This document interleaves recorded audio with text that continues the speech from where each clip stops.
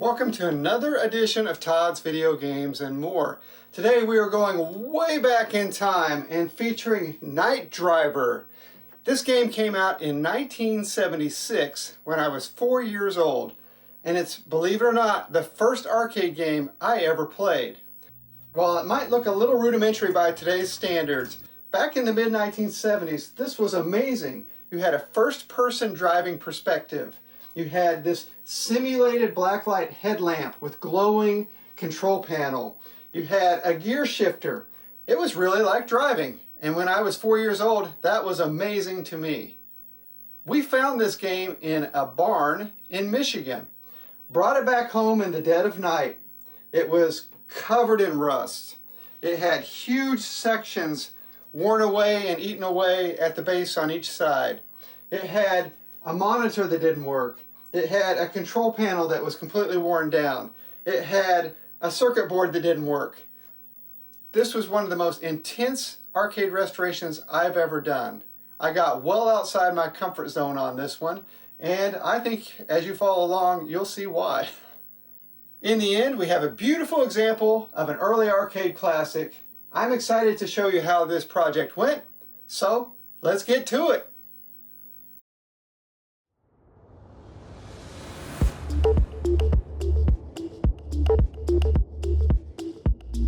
I'm checking Facebook Marketplace and spot a rare Night Driver game. It's in bad shape. Rusted, rotting, beat up, and hundreds of miles away. But original. And it has special meaning. It's the first arcade game I ever played. I can't pass this up. It's only $400. Let's go get it!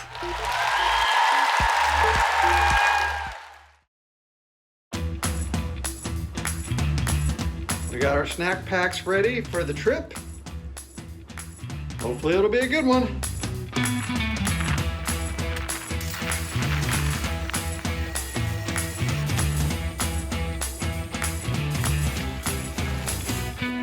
All right, are you ready for another adventure? Let's do this. Where are we driving to? Michigan. Michigan again. Yep.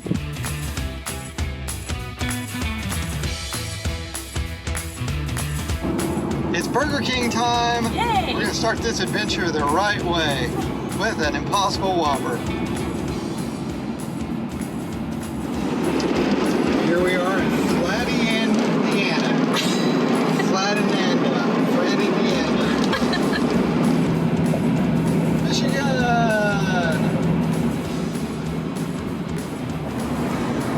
Well, we're about an hour away, and it's starting to get a little dark on us. Truck's doing great, even though it's got 180-some thousand miles on it now. I'm pretty sure this is the day we die.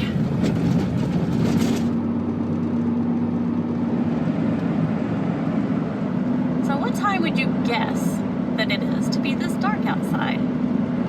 9, 10, maybe 11. No, it's 5:35. It's 5:35 in the afternoon. It is pitch black. Almost there.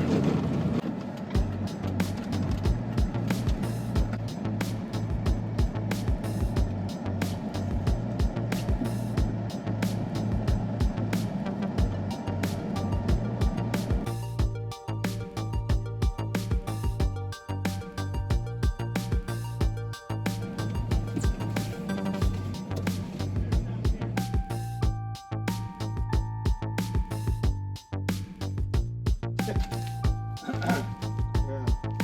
it is packed. It kind of lights up neon, doesn't it, when you're playing?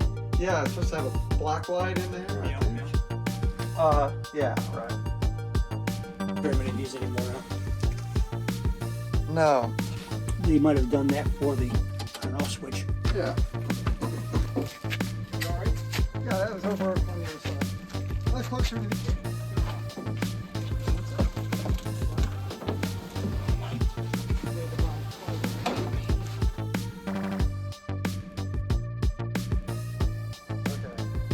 loaded up.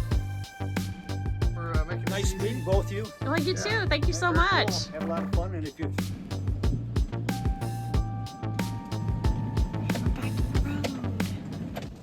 Well, that was quite the adventure.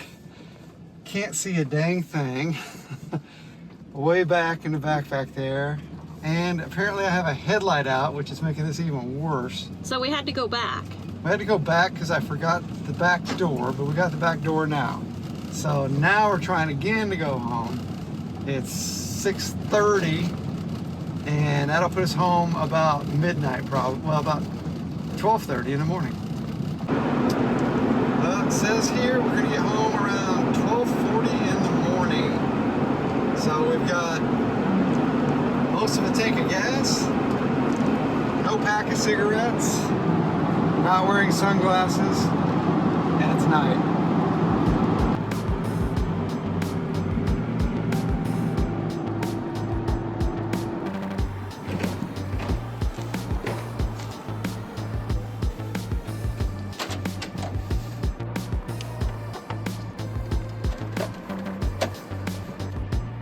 Yay!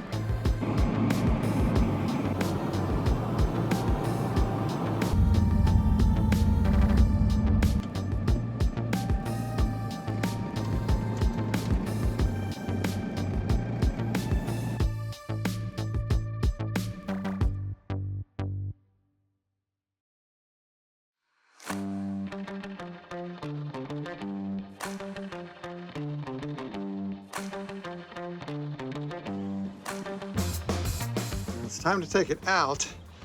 It did not survive this trip all that well. This thing has dropped down. This board in the middle, the power supply board, is just dangling. So we'll get it out.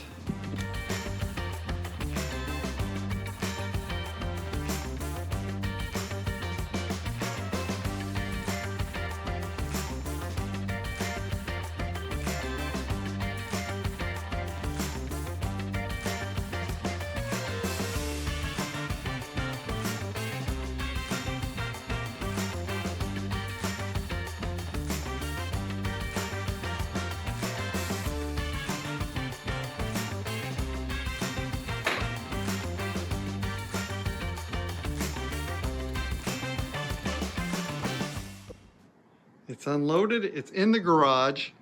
I've got it on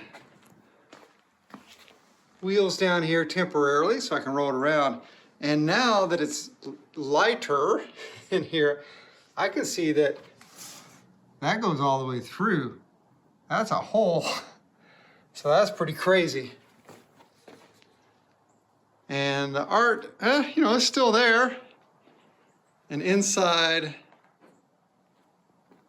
giant mess. Just a giant mess. Now if we look at the front of this, we've got our glass here. We've got the outline of the car inside, so that's cool. Control panel has a lot of little rust spots. This green ink was blacklight reactive back in the day, and there is a place for a blacklight to go up there. We're missing some of the details here. This should say novice right there. We've got a lot of wear on the steering wheel, but it's intact. Down here, we have the coin door that's definitely very rusty with some unusual mechanisms. And if we open it up, well, that's the best part I've seen so far. We have our accelerator there. There's no brake on this game.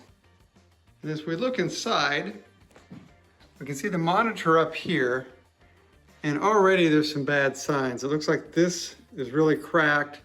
There's rust on the frame. That is a difficult monitor to find, so we do have to repair it.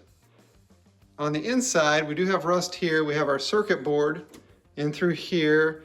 I can see some debris inside with it that's touching the board, and that wouldn't be good either.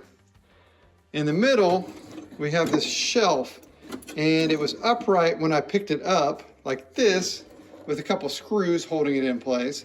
It's supposed to lay flat across the back. On this shelf right here, and what used to be a shelf back there, but that fell down. So rather than fix it, they just stood it upright and screwed it into the back here. We've got lots of rust on the transformer.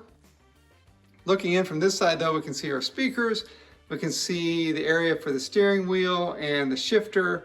It's pretty well intact, so that part looks pretty good.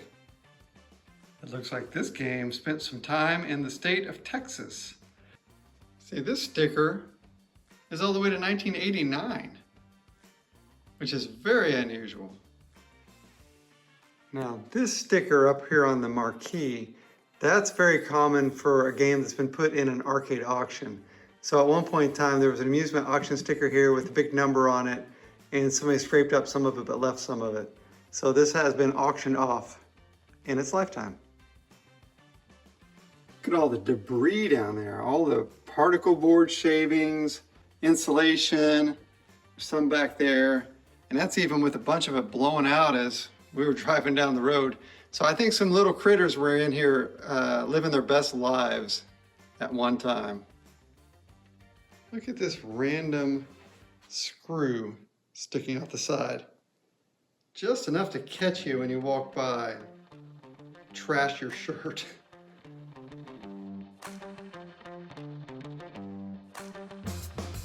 Wow, look at the edge connector on this. I mean, it's just a soldered up mess.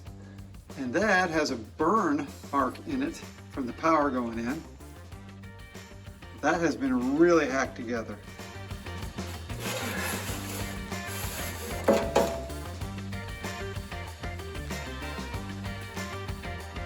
Something was nesting back there.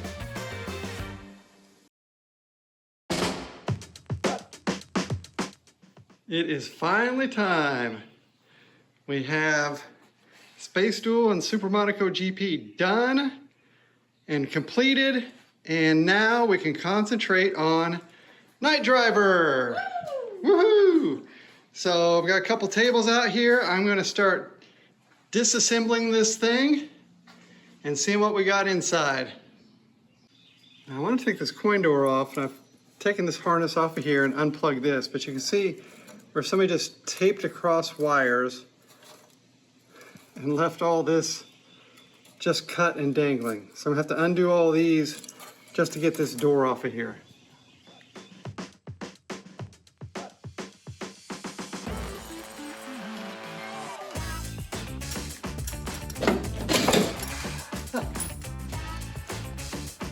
Got it.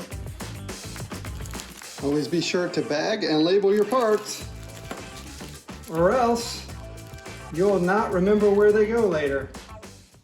Now we have quite the mess inside. We've got harness wires going everywhere. I need to take this cage out. I've got this board that had split apart and fallen down in there. So basically what I'm going to do is start undoing all the harnesses and all the wiring that I have to get these pieces out.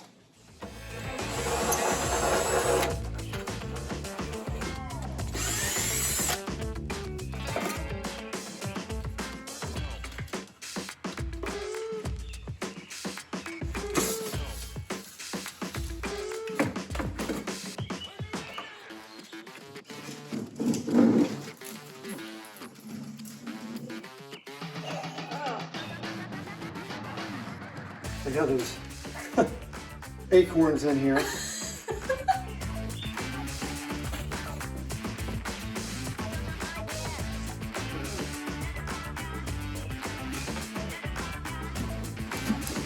Oh my gosh. Woo! Maybe a little bit of a nest up here. Yeah.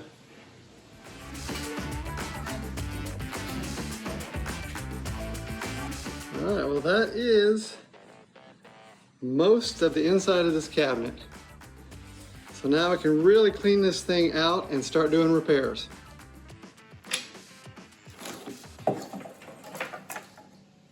One more thing.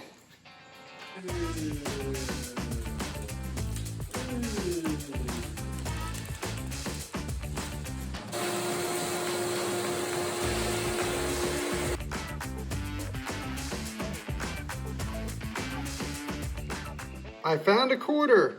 So we're already making money. Hooray!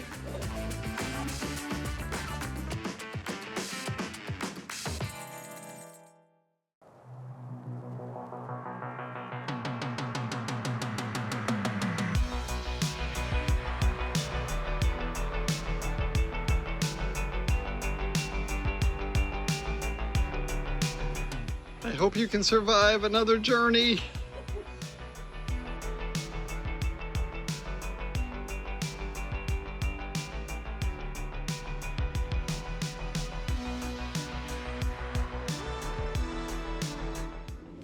It's time for another trip to Lowe's to pick up some lumber. Let's get our supplies. All right, we're gonna need some 3/4 inch. All right, and there's our plywood we'll need. We'll get a piece of that.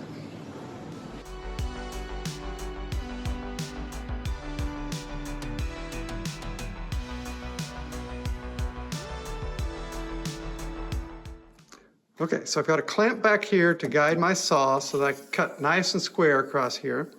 And I've got it set to the depth to just cut through this thickness of the old particle board. And then we've got new board that will lay over this same spot.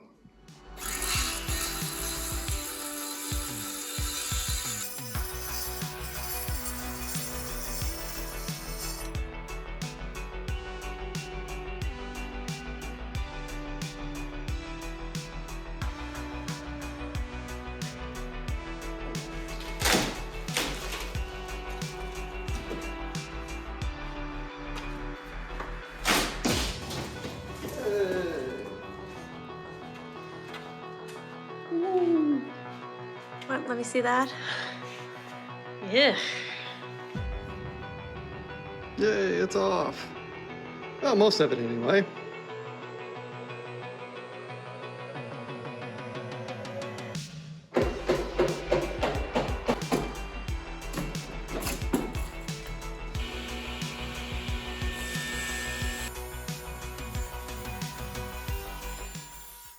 All right, so I've knocked off the back panel.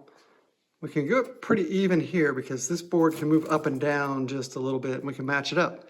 On this side, because the cabinet has swollen a little bit in the middle, it's actually thicker on the top, or this section it is down here, so we're just a little off on our particle board here. I may have to just sand this back down and try to bevel this back out. But I've got a piece cut, and we'll cut a piece of plywood for the back, and then we can start putting this section back together.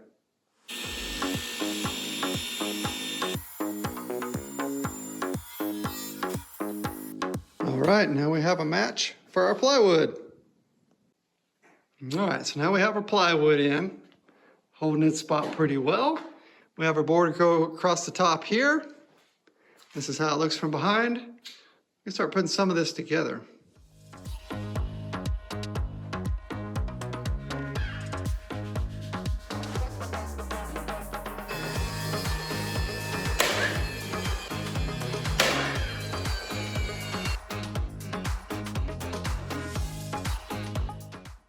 So I've made some marks on each one where we're going to put the biscuits in. So we'll cut those in next. So we're going to use this, we're going to go straight in with this.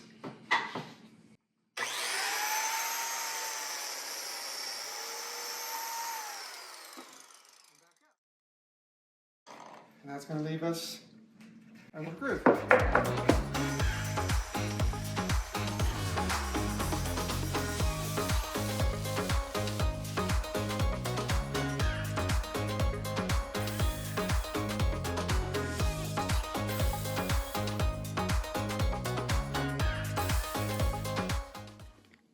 And now we have slots on the other side.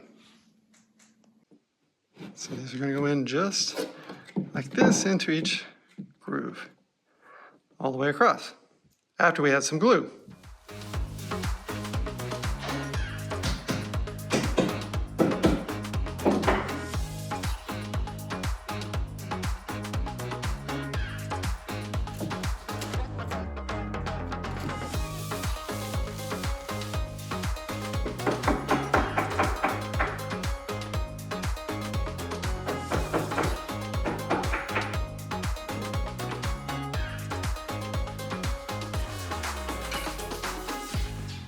we have everything glued, clamped, finished, nailed down for this side. And then once all that's dry and set, then I'll flip the whole thing over and I'll do the same thing to the other side. Cindy's double checking my work. I guess it'll do. Okay.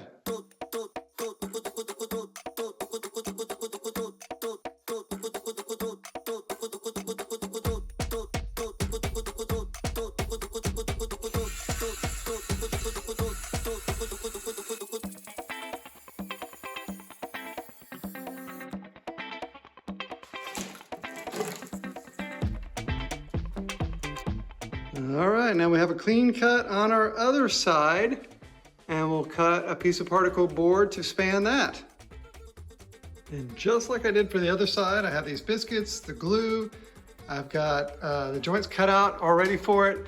So we'll wrap some glue around, then we'll slide this piece in, and that's gonna do most of the repair. And we are clamped down, glued, finished nailed in to some degree. We have a new bottom to each side, a new back, and we're rolling.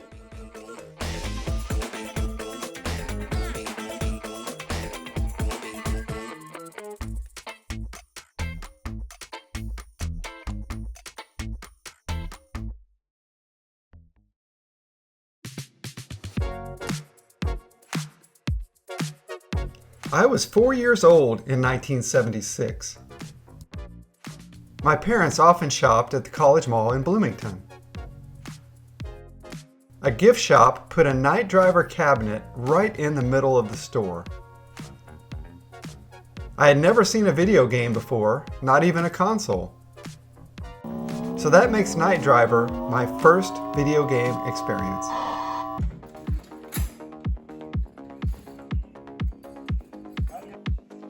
Well, let's get this control panel squared away.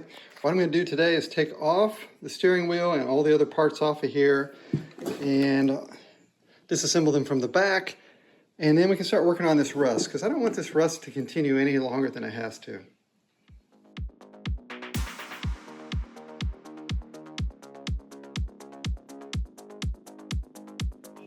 All right, everything is off now.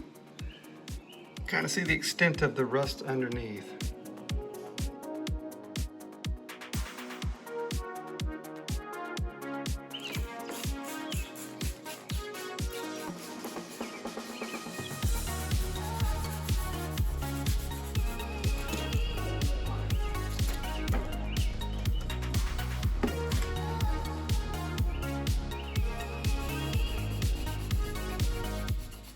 Now this is the rusty PC board cage. It's got a lot of rust on the outside, a lot of rust on the inside, a lot of junk down inside. So I'm gonna dump it all out in this trash can, and then we're gonna start working on the rust on it.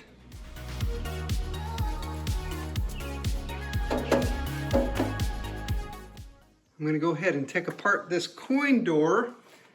Since we're doing so much rust removal right now, I've got all these other parts sitting around waiting their turn. I'll disassemble this thing.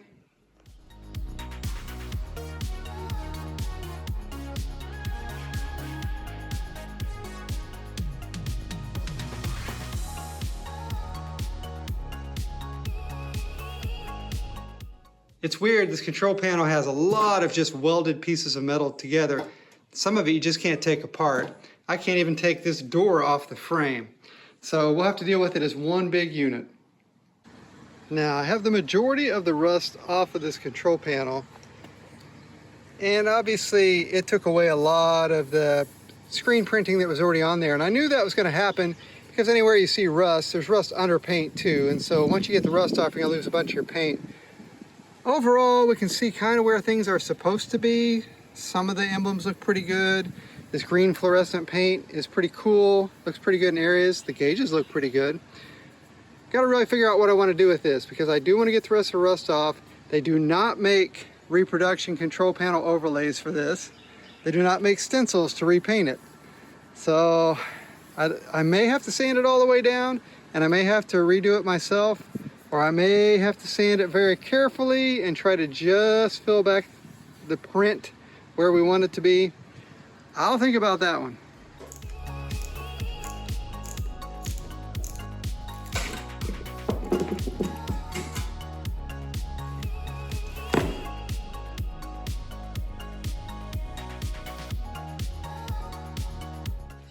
All right, for all this hard to get to rust, I'm going to use Evapor rust. And I've got a bunch of it because it's reusable. I can filter it back out and put it back in here. It's kind of magic. I don't know how it works. It works great. It's non-toxic. You can dump it down a drain. You can touch it with your hands. It doesn't seem to have any real chemicals in it. I'm sure it does, but it's a mystery to me how it works. All I know is I'm going to soak this whole thing in a vapor rust, and then we'll do the other parts.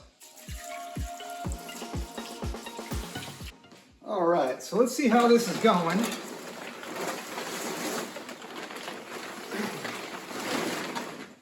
It's been about a day and a half.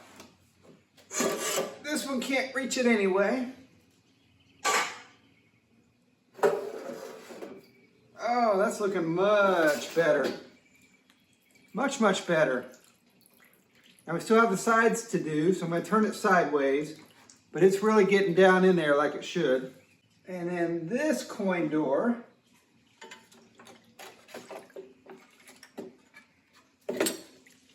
also looks much, much better.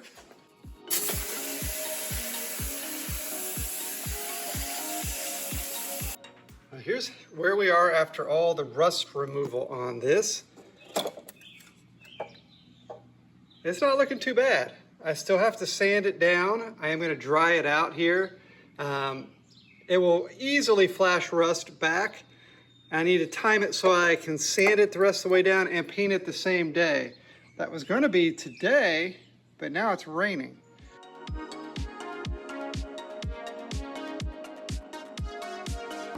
All right, so here's our foot pedal plate, mostly de-rusted. That looks much better.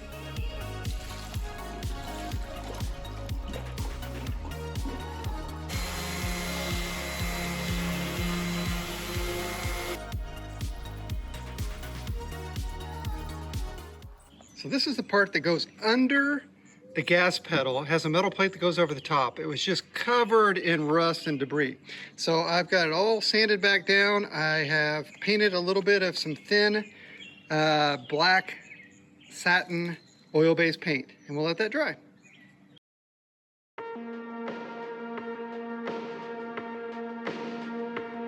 So how much is Night Driver worth? It's hard to say, as they don't show up very often. In fact, I can't find a verified sale of a working one over the last 5 years. I would say likely $800 to $1,000 for one in good working condition. And we're back in the garage. So this is how it looks upright again. No rot.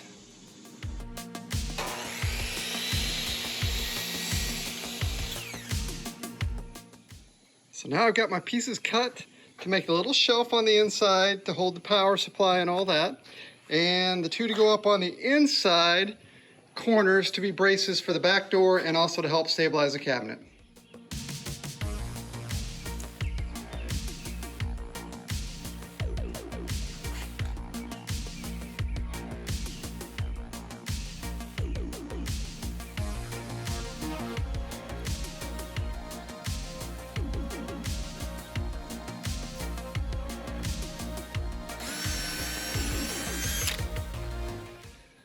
So where the lock goes in, there's a slot that goes down into it a bit so that the depth of the lock is not the whole thickness of the door.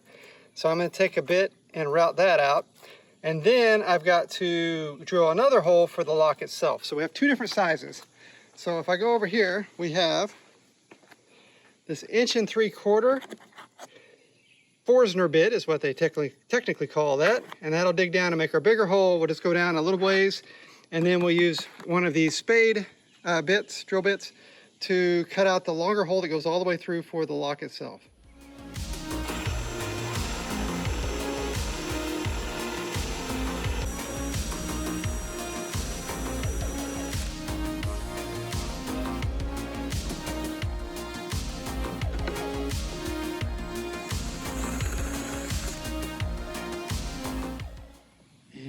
that's how that looks.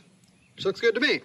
Now we'll focus on this vent over here. The first thing I'm going to do is use the same kind of spade bit to drill out each end. So the ends are exactly the same width, 3/4 inch as that bit.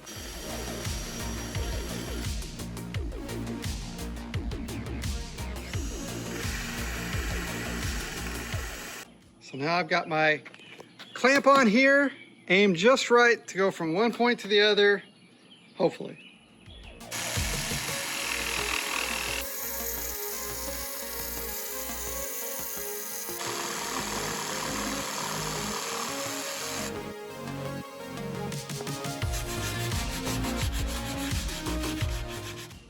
Old door, new door. And for once, I'm actually pretty happy with my cuts. They came out just like they're supposed to.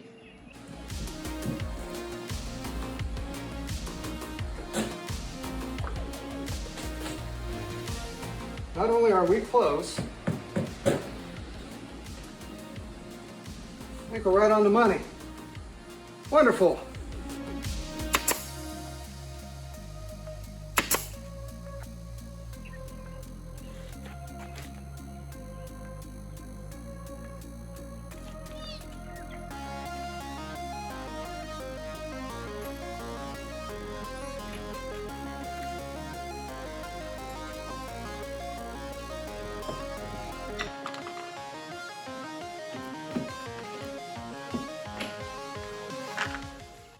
All right, the back door is on, at least for now.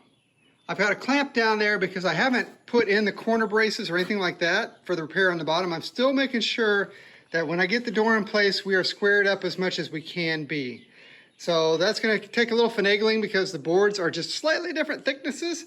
So I've got to decide exactly how I want them to match up. But for now, we got a door.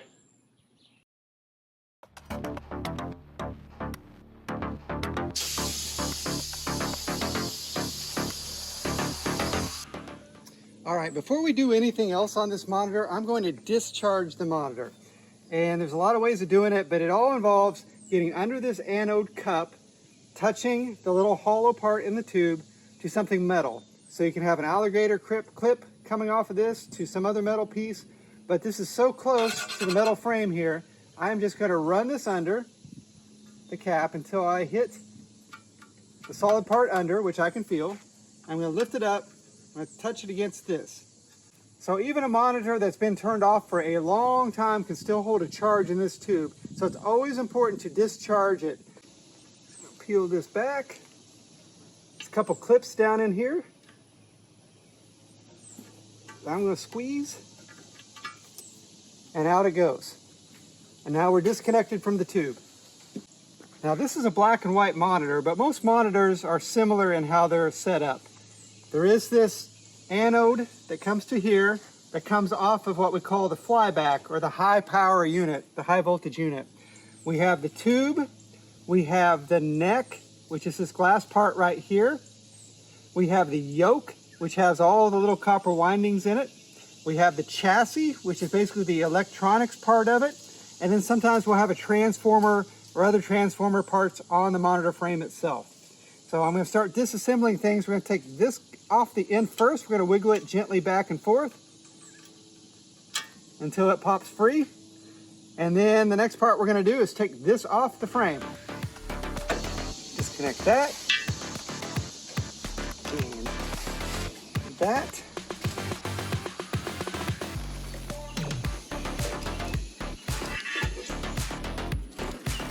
Yay!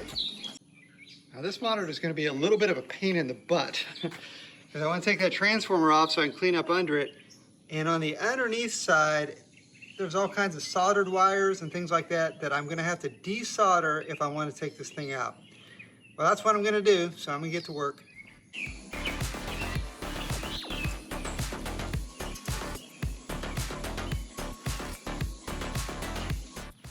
Now I have everything desoldered that I need to take out, and I can pull that transformer out from the front and also take off the little fuse holder.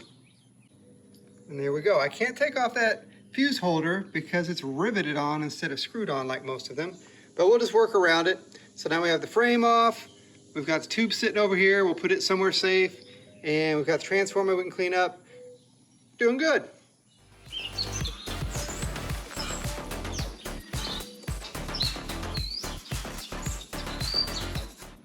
All right, I've dissolved the rust and polished this up. And on top of the monitor, got that rust off and all polished up as well. All right, now I'm gonna do something that seems a little counterintuitive. I'm gonna take some crud cutter and I'm gonna just spray everything in here. We're gonna get all the grime off of this monitor chassis. So we're gonna spray it, we're gonna let it soak, and then we'll take it down and spray it off with a hose.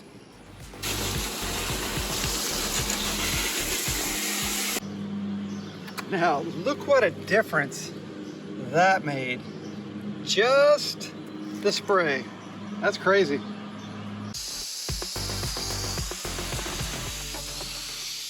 And we will let these sit in the sun and thoroughly dry.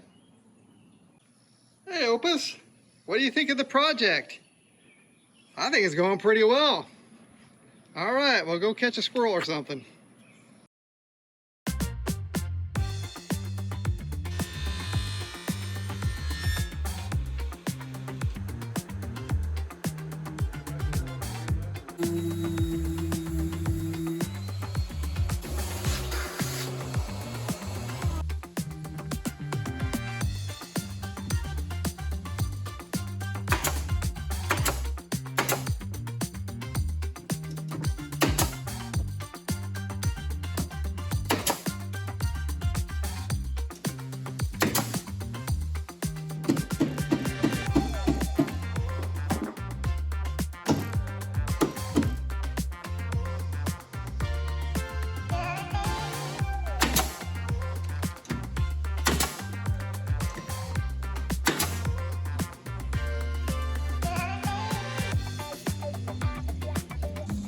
All right, it's a gorgeous summer day, and I'm gonna do some Bondo work today. So we have different areas to Bondo. We have the seam down here.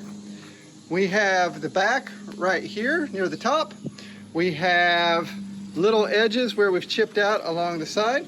But before I do any of that, I'm gonna use some Minwax wood hardener. I've got a couple bottles of it. This one's almost empty. And I'm just gonna take it and take a brush and just paint it on all the exposed particle board. And it's gonna soak in and make this nice and hard again so that when we do Bondo to it, we're Bondoing to a strong surface and not one that can chip off.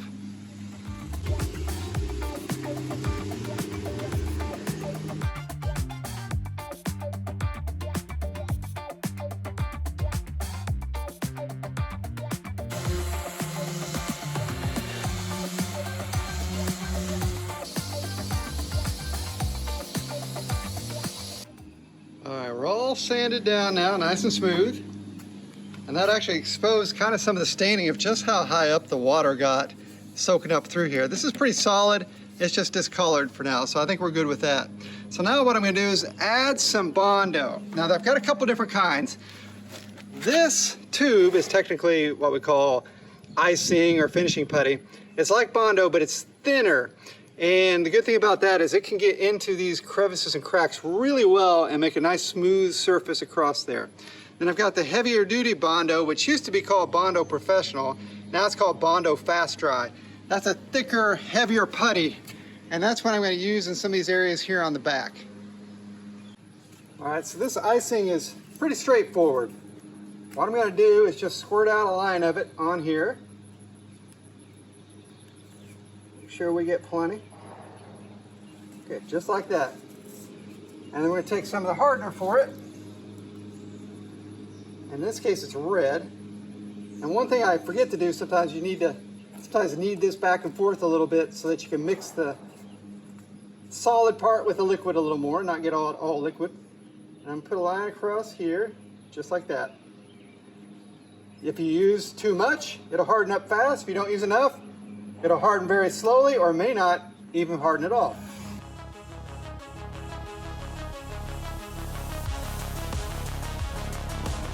Just like that. Now we're ready to put it on.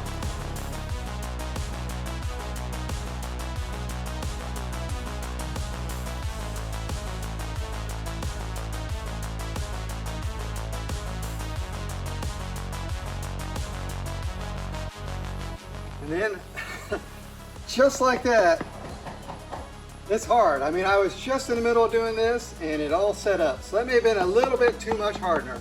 So I've wasted some of it, but I've got a nice coat on this. I'm gonna go over to the other side and do it.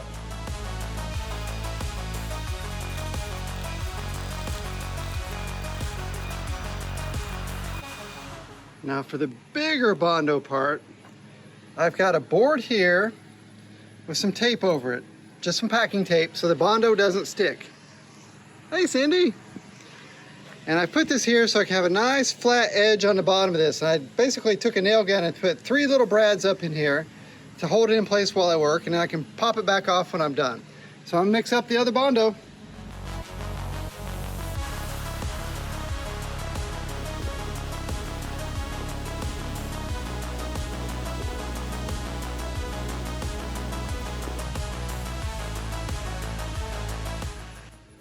So I'm using acetone to clean up my tools. Acetone will eat up this Bondo.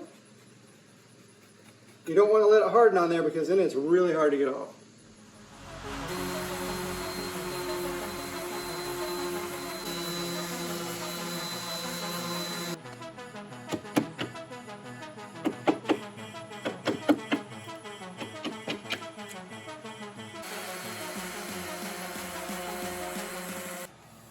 Does it get the Cindy seal of approval? That is so smooth. Perfection. Thanks. So I've got everything, at least the first layer on. This back area looks much better. Wait. This edge. Yeah. Perfection. Thank you. And I've done a little bit around some of the corners, but I'm gonna have to do more of that as we go along. And then we've got this edge down here. So that's a good first day of Bondo. That definitely looks better.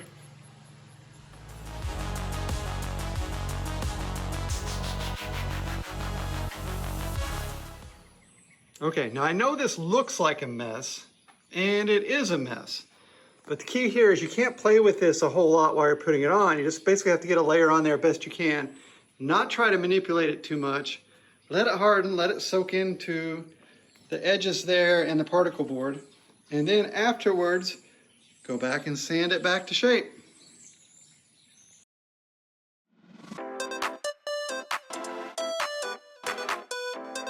It's hard to talk about the history of arcade games without mentioning Atari. Coin-operated games came about in the early to mid-1900s, mainly consisting of pinballs and electromechanical machines, and typically found in bars and amusement parks. It wasn't until the 1970s that video arcades came to life, and by the early 1980s, arcade games were everywhere. What you see here is part of a national phenomenon that we call high-tech wreck, a phenomenon that had to happen when the TV set married the computer. The roots of arcade game history trace back to Nolan Bushnell and Ted Dabney. They created Computer Space, a fiberglass cabinet with a television, controls, and coin box. It was a port of an early mainframe computer game, but didn't exactly set the world on fire. A year later, Bushnell and Dabney founded Atari. Their next project was an arcade version of Magnavox's table tennis, which they called Pong. As the story goes, they installed one in a local bar called Andy Capp's Tavern. A couple of days later, the tavern called saying the machine stopped working.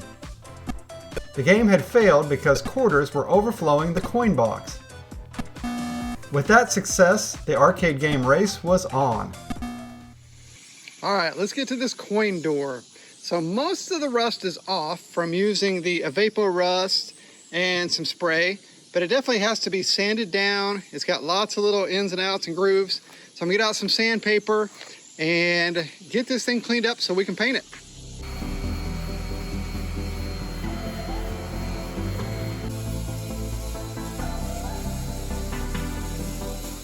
And while I'm out doing that, Cindy is going to work on this sticker on the front. We're gonna leave some of the stickers on the back, but this one's just kind of ugly and not really all that historical. But it's a great year. What year is it? 89. 89. Good year, I guess. All right. Are you void? Oh no, Cindy's voided. I am. Ah.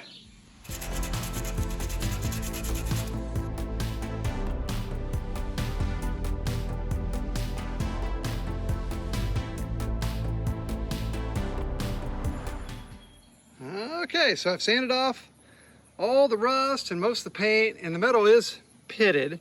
We're gonna see if we can hide that with the paint we use. We're gonna use two different types of paint. On the outside of the door, we're gonna use hammered black, which does a good job of filling in these gaps.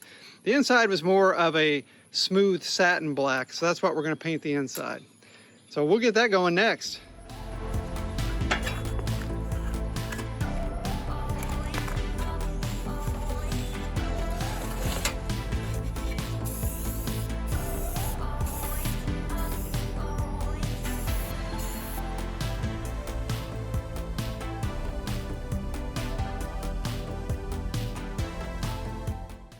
I'm going to set this into the sun and let it dry.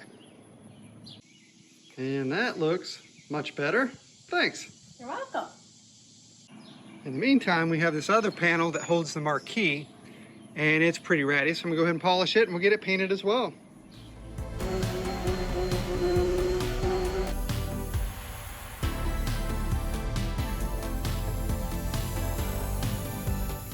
I've also got this pedal assembly to do, and it's gonna be tricky because there's no good way to take this off. This is riveted in on each side, so I can't just take the pedal off. So I've got to work around it the entire time, but we'll get it. All right, it's all cleaned up and some additional rust remover, and I'm just gonna leave it here in the sunshine, let that dry back out, and maybe we can paint it too. Now this is what happens when you do this much rust removal in one day. Do not take that inside and wipe it on a towel, or else your wife will kill you.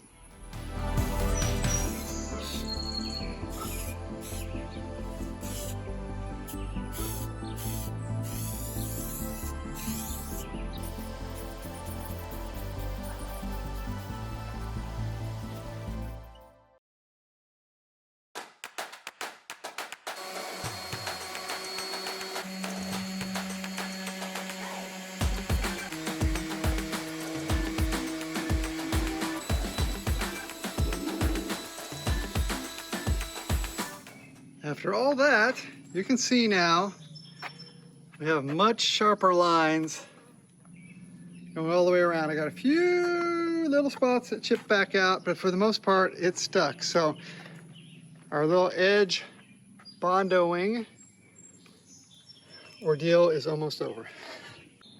On this top bracket, you can still see some of the pitting from the rust on that. It only really affects half of it. I sprayed a little spray primer on there, but now I'm going to use a little of this Bondo glazing and spot putty. You basically just squirt some on there and smooth it out, and it'll stick to the metal and give us a nice smooth surface so we don't see those little indentations.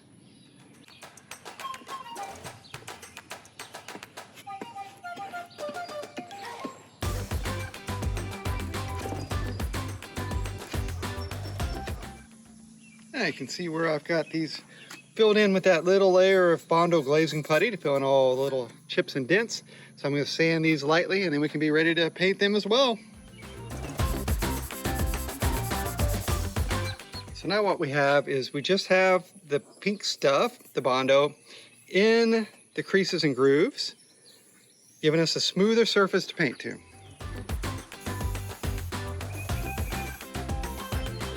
So every single day, Opus comes from the other side of the neighborhood.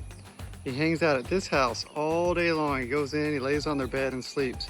And then in the evening, his owner comes driving all the way up, rings the doorbell. They hand him his cat back, and he drives it back home. And we do this day after day after day. All right, so our last board had this hole cut out for the power cord to go in. So I've marked the same spot on here. I'm going to drill a little pilot hole through the middle. Then I'm going to use this hole saw to drill it the rest of the way out.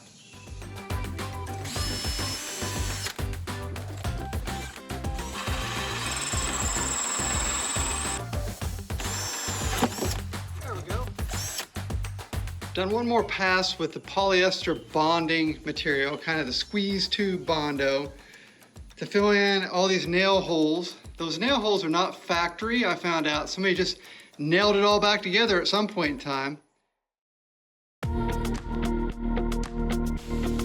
We have a rainy day today, so that means we're gonna have to do something else besides work on the cabinet.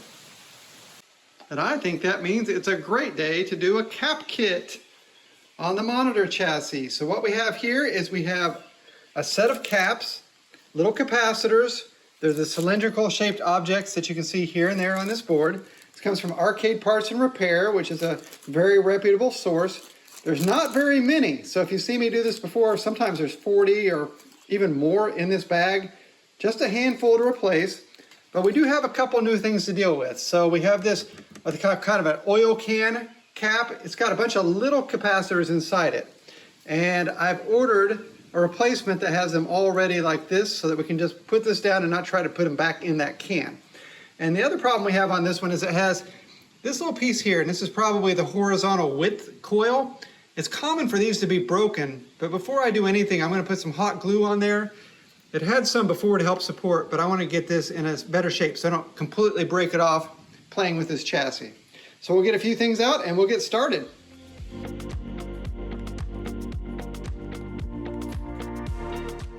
Now we have everything we need. So we've got our new caps sitting here. We've got a list of all the caps and where they go on the board. We've got some solder, and I like to use the Kester 44. We've got some flush cutters, we've got a soldering iron, we've got a desoldering gun, this Hacko FR301. And basically what we're gonna do is we're gonna look on the back of this board and we're gonna find the ones we want. So we can even start on the front. We know we have a capacitor right here. And the capacitors are like little batteries. They basically hold charges and then release them as necessary so that everything gets controlled released. And the reason we replace these is because over time they dry out, they don't work as well, and then the picture gets weird. So you haven't seen me do many of these, but if they have an end on each side, that is an axial cap. And an axial cap looks a little different. It's got these two legs like this. A radial cap is much more common on modern monitors and looks like this. So we'll keep track of them as we go. But the first thing I'm going to do is desolder C1 right there and go from there. Okay, here's how the gun works. So we have C1, it goes from here to here. So I'm going to start with this one. I'm going to put the gun over the tip like that. I'm just going to melt it. Pull the trigger, slide it around, and it's going to let this end be loose. And then I'm going to come to the other side over here. Suction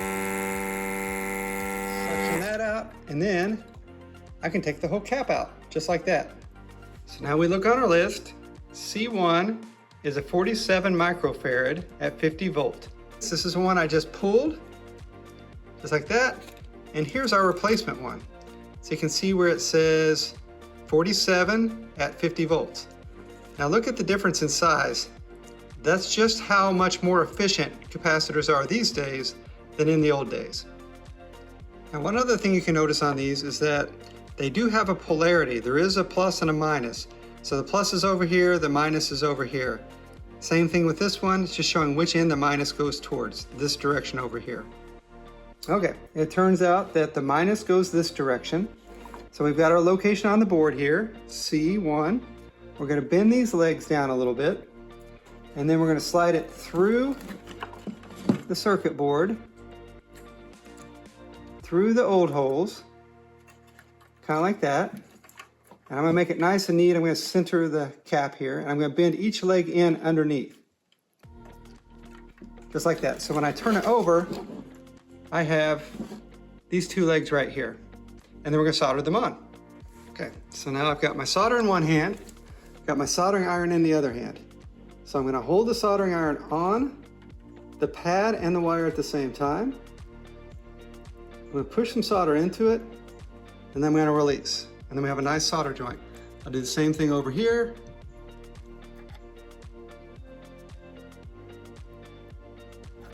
Of course, it takes a little practice to know how much to use, but once you get the hang of it, it's really easy and kind of fun.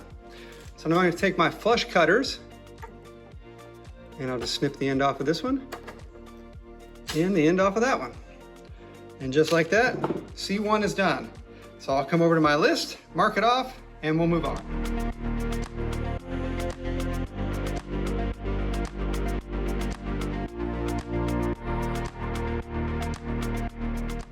And now we have new caps here and there.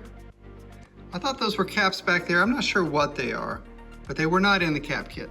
So we did not replace them. Hey Opus, you ready to help me fix this game up today? Let's get it. Let's go ahead and bring it on out here.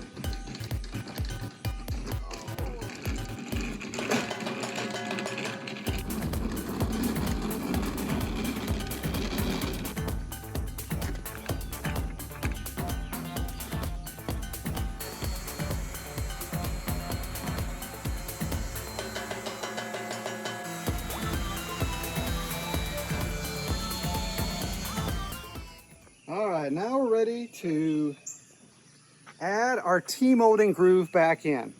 So I have a router here. It has either a 1/16 or 3/32 kerf blade on it. I can't remember anymore and I've lost one. But whatever it is, this always seems to be the right size. And basically what I'm gonna do is I've got it even with the existing groove right here. You can change your router by going up and down a little bit like this.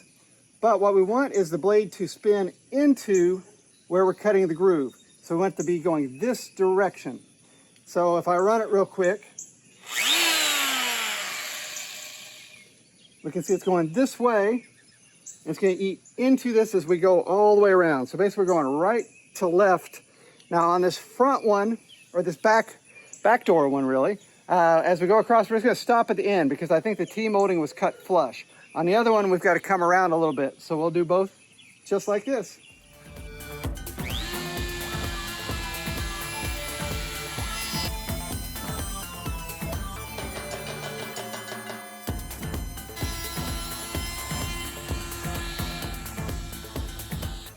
And just like that, we've extended our groove through the new board all the way down here. We'll do the other side, then we'll flip it over and do that.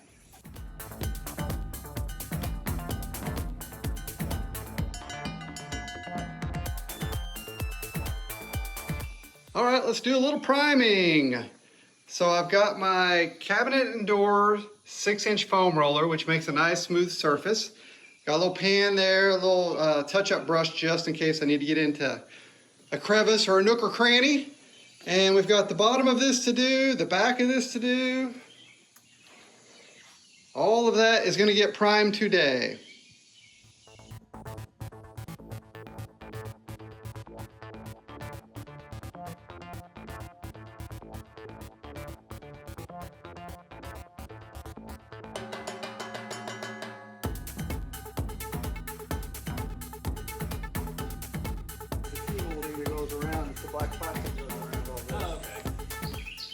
Now we are all primed. I use a very thin layer, and I have got this Kills, it's oil-based. I have it thinned a lot, so it's very liquidy. I just want enough on there to help with the bond strength. Now sometimes you're using it to fill in all the little holes and gaps in something. If something's laying on its side and you have gravity helping, you put a big thick layer on there, but that's not what I want here. I just want it to be on there to give us a surface to stick to and to also help me find the little holes that still need to be filled in because they're a lot easier to see once they're primed. This Safe Light guy better be paying attention or he may be taking Opus back with him. Yeah, let's see what the mailman brought us. Oh, not packing peanuts. Hey, it's our T-molding. Great timing.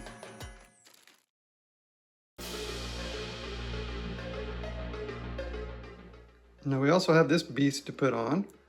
So all these pins here are right in here. So I've got to desolder all this and get that old can cap off of there. Well, it's pretty tricky to get off, but it's off of there. So there's our old right here, and here's our new. And now it's on. Much smaller than the old can. And always thoroughly wash your hands after handling solder. Now, one other thing I can use is this Deoxit D5 spray. Anywhere we have a little oxidation or we have a little dial that needs to turn, we can spray it on there. We can take our Q-tips, we can clean it out really nicely. It's not like water, it doesn't conduct electricity, but it does a really good job basically of getting in there, lubricating things, and cleaning. This is why you double check everything. So I was going through each one of these capacitors on here, making sure they were the right ones. When I put this whole thing on, I oriented C and A and put the whole thing on. But it turns out the value for B and the value for D are backwards. So I have to take this whole thing off, switch these two caps, and put it back on. I double checked that with the schematics online, and I also looked it up and found that a number of people have had this problem in the past. So with this chassis, those have to be reversed first. Now it's all back on in its new configuration that matches the schematics and also matches the numbers for the backsides A, B, C, and D that they show on the Arcade Shop website. So maybe we're good.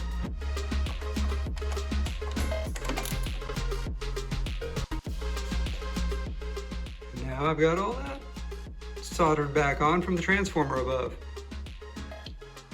That certainly looks much better. Better than I even thought it would.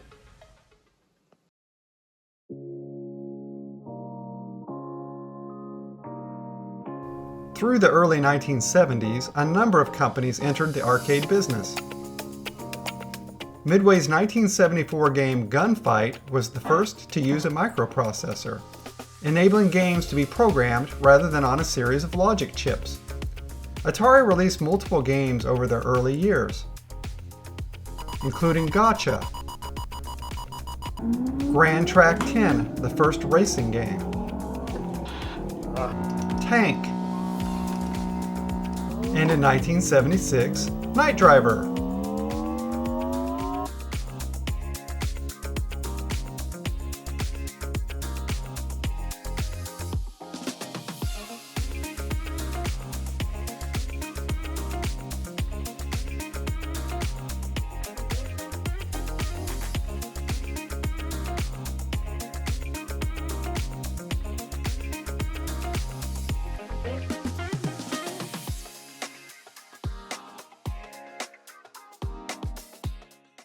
Now we might as well go ahead and get this power block fixed back up.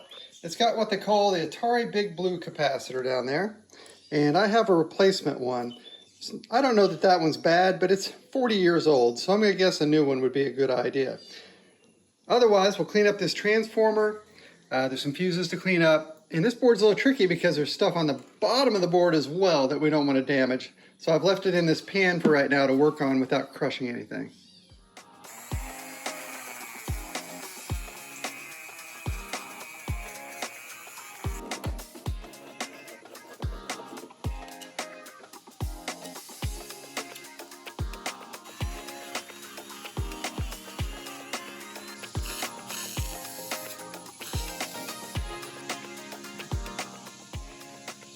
He's getting in there and cleaning all the little wires for me.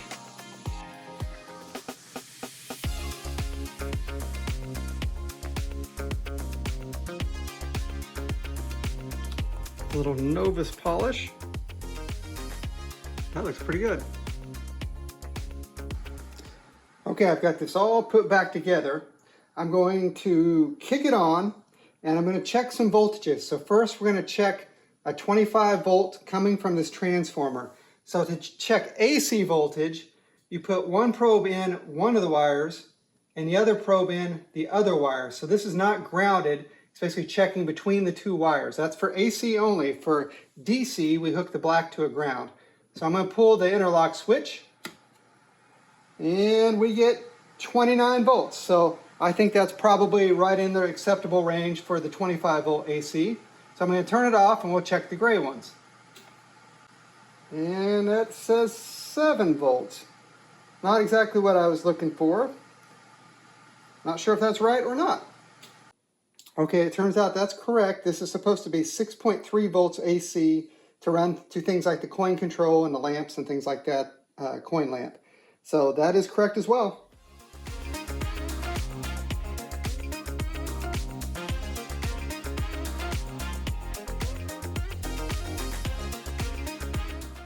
So I'm looking at this cabinet and I'm thinking about maybe putting some things together to see if the monitor works and the board works.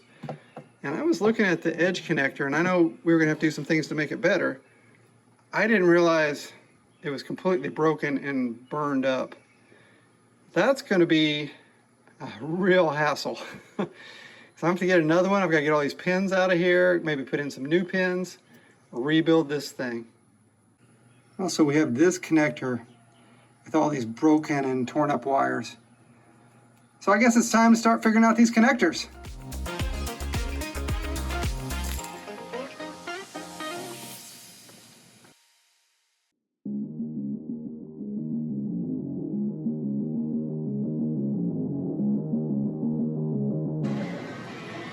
Alright, back at Lowe's again.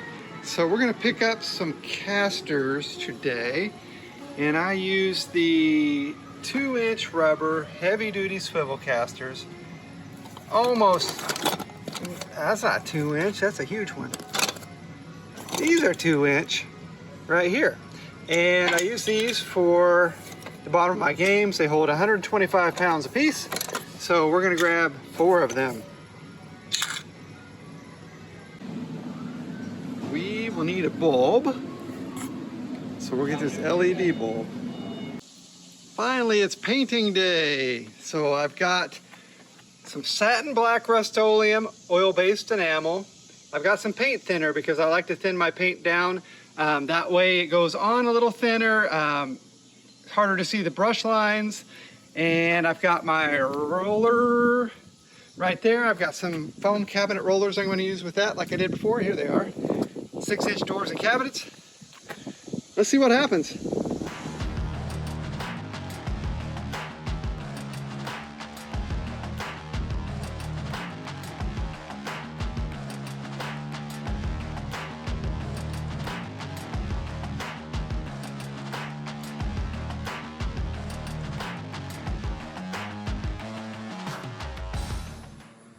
Well, we're painted. At least one coat's on, and it looks really pretty nice. I've also done the bottom front down here and some of the angles that are a little hard to get to. It's a little dusty on the inner part, but the outer part where I've done the black has actually gone on pretty well with a reasonable sheen to it. I will likely sand it down lightly.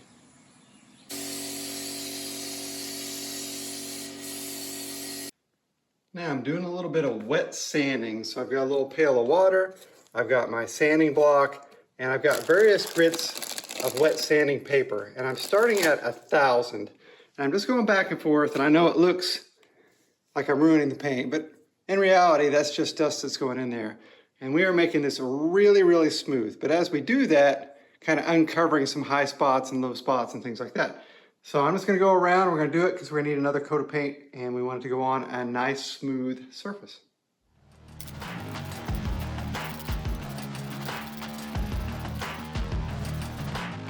All right, that's another coat of black on, and we'll let that dry.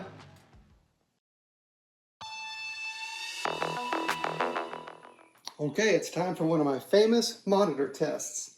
I think I have everything plugged in. I don't have any circuit board, so we're not going to get a picture. We just want to see if it comes on. We can test that. We can figure that out.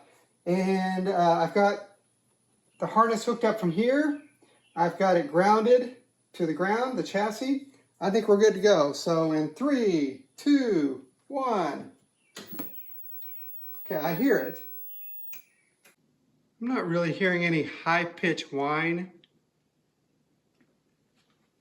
I heard it make some noise when we kicked it on, but I don't hear the high voltage section running, and I don't see anything even when I turn the brightness all the way up, which is a bad sign.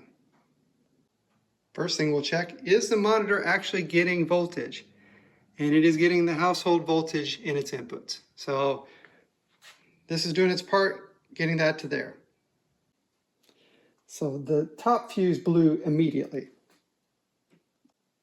And now I have the chassis back out so I can start doing individual testing of the components. Okay, I may have a lead on this. I'm checking the big transistors, and those are the things on the sides over here.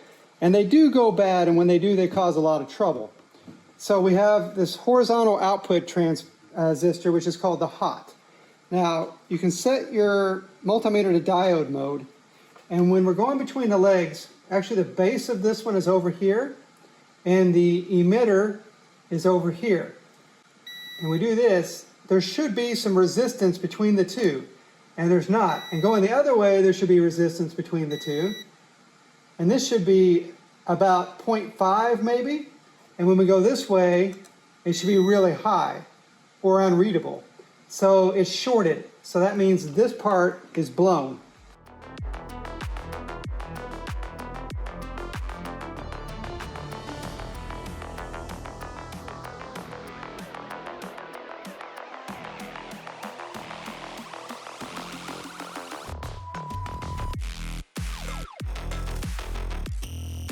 Now, without anything hooked up to here, that thing tests perfectly fine. It does exactly what it's supposed to do with the checks. All right, we're gonna do a little experiment here. I have the horizontal output transistor completely unhooked, which means power cannot get to the big flyback high voltage here. So basically what we're gonna test is the B plus voltage, which is coming through all those little caps on that cylinder that I had a little trouble with earlier. And it's basically going to tell us if the main power part of this is working correctly. And the way we're gonna know is, first of all, we have a multimeter hooked up, and we know that on this monitor, the B plus should be 73 volts DC. Another thing we've got is a light bulb to give it some resistance so that when it does power up, it will be fighting a little bit, and whatever number we see as far as the voltage is the true number. Here we go in 3, 2, 1. Hey, blew the fuse. Cool. At least that's information. Okay, this is going to be embarrassing. So I did a test where I didn't even have this transformer hooked up to the rest of the chassis. So all it was going to the fuse to the transformer, and it wasn't even trying to power the board. And it blew the fuse.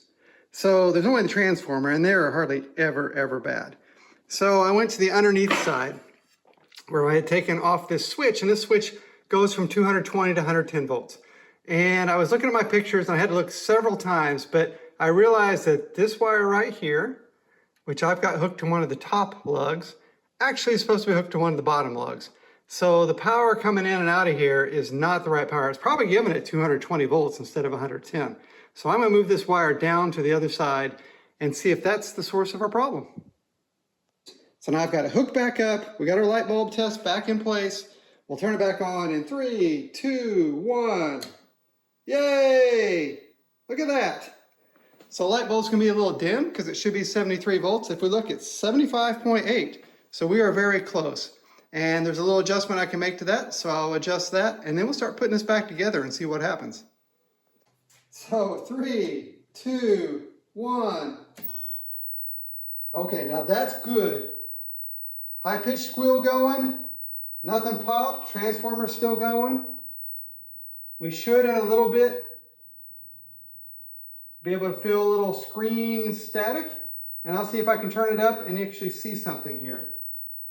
And now I've turned the brightness way up. You can see it scrolling on the camera. It's not really doing that in real life. That's just how it films.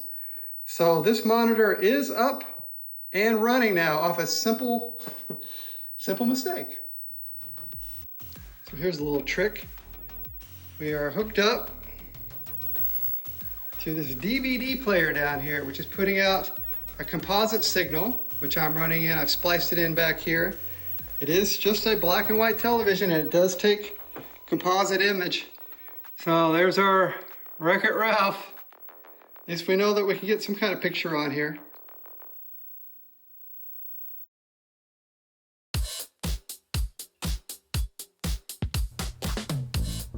Atari is best known for the 2600 console. You can get 9 cartridges. Which released in 1976, the same year as Night Driver. Oh! I'd like an Atari. Sorry, Only our demonstrators left. Mine! No, George. Mine. The new video computer system by Atari. More games, more fun. Many of the early Atari games were arcade ports, like Asteroids, Space Invaders, and Night Driver. It's one of the games on this Atari store display.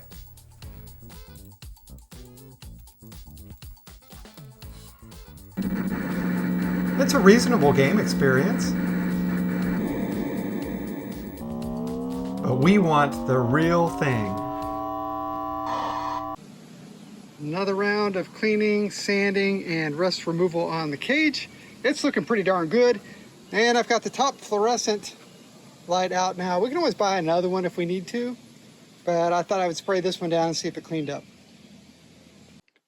All right, now that we're making some good progress, I've got the actual PC board out that runs the game. And I've got a cap kit for it as well that I'm going to install. I don't think it's normally necessary to replace the caps on a game board, but this one has some big caps. I probably use them a little bit more because of the more analog nature of this board back in the day.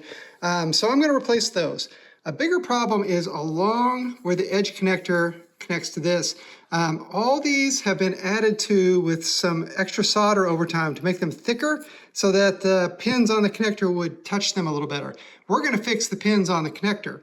And when you have loose pins on a connector like they did over here, we have power coming in, that will a lot of times just kind of burn. So it arcs across, it sparks, burns things up. So we may have to do some significant repair on those.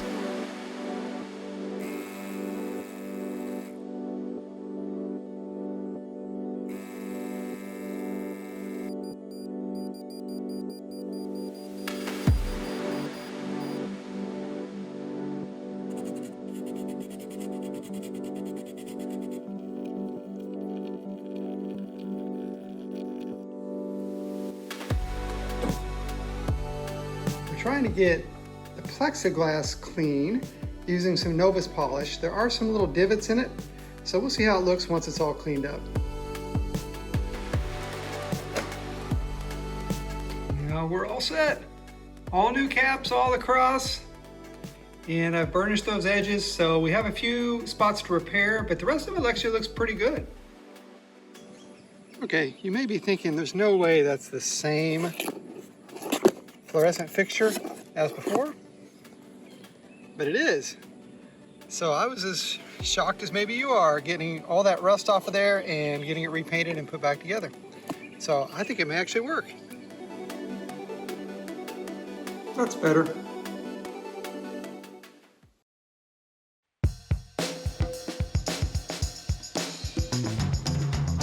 Atari also made a cockpit version of Night Driver with a futuristic fiberglass shell.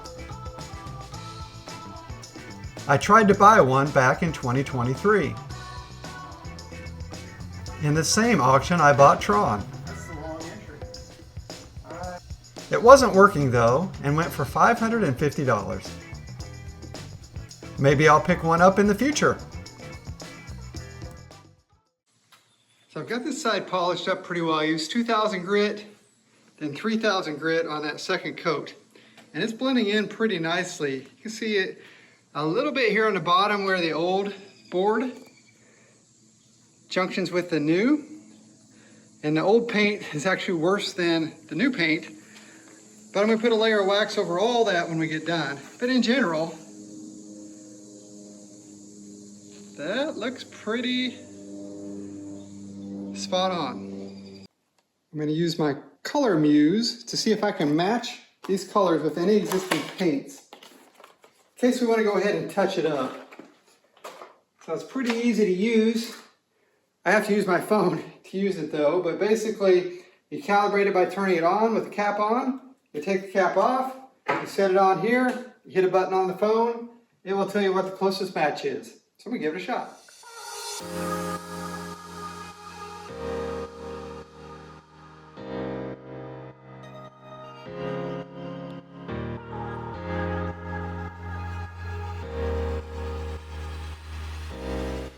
Okay, it's 178,000 degrees out here, Or at least I think that's what the heat index is today. But I'm going to bring this out and I'm going to put some T-molding on. So here's our T-molding. Now, there are different kinds of T-molding. There's some that's very flat, there's some that's a little wider. This is specific for Atari games from this era, specific to Night Driver. So I ordered a 30-foot roll of it. I'm going to start hooking it on right now. So the way we're going to do this is we're going to start down here. And we're going to go into the back of this channel. And I'm just going to give it a little tap, tap, tappy. Just like that. Now we're going to work our way up.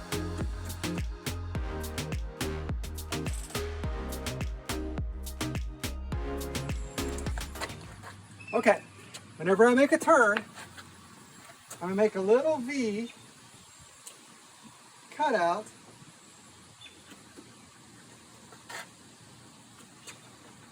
like that. So when we turn, we're not collapsing on ourselves and squeezing it and pinching it in. You want to hold the other end, Cindy?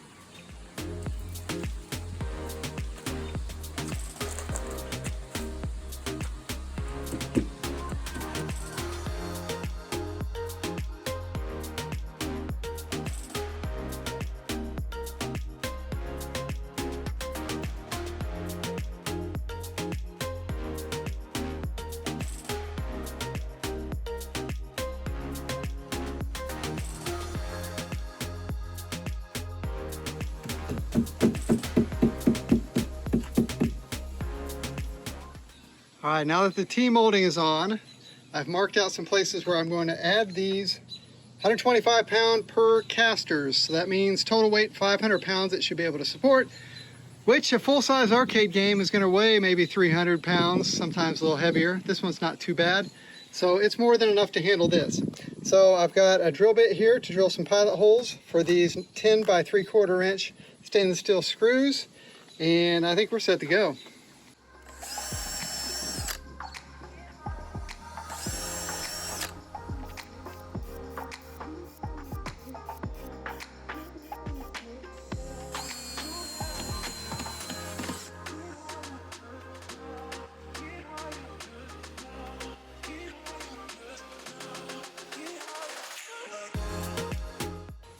All right, so our casters are on, nice and strong. They do make casters that thread into the old leg leveler supports.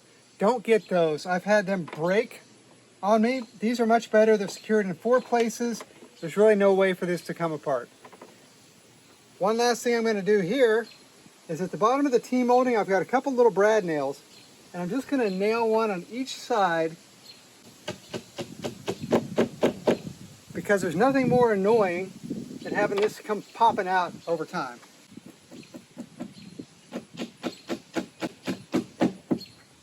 Like that. Now we're ready to get it back out of the truck.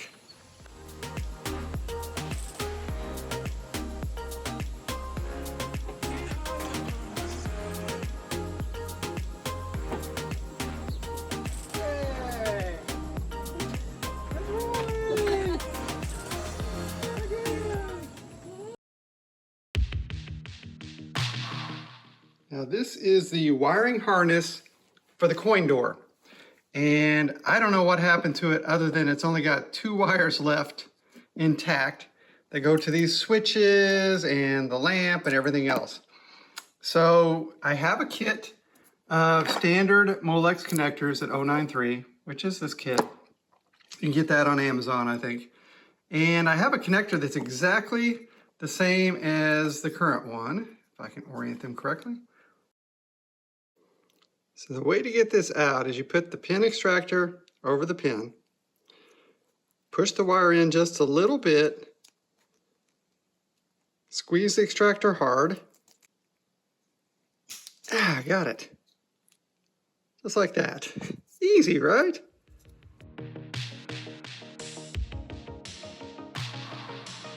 Hooray! We're out!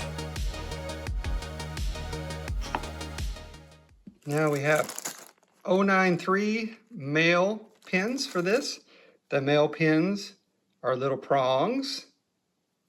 And we have our connector, and we have our wires snipped And we're ready to start putting these back onto here. Now, one of the best tools to get for something like this, you've got these crimpers down on the bottom with this vice grip, but you've also got this wire stripper on top. And you can strip any way you want to, but it's easiest if you strip with this kind of wire stripper, because you just put the wire in, you squeeze, and you got exactly the right length on the end. So I've just got to go through and do all of these. Now we have all the wires stripped and cleaned back up. So the other tool that we really like to have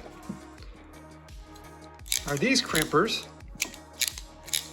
So you take a pin like this. I'm going to squeeze the tail in here a little bit. And you just set it in the crimper. You give it a squeeze until it clicks. And then we'll just grab a wire here. We'll grab this big green one. And you slide the wire in until it goes all the way in, and some of the insulation is in there too, because it's got to grip the insulation. And you just give it a big squeeze like that, pop it open, and now I've got this nice crimped wire.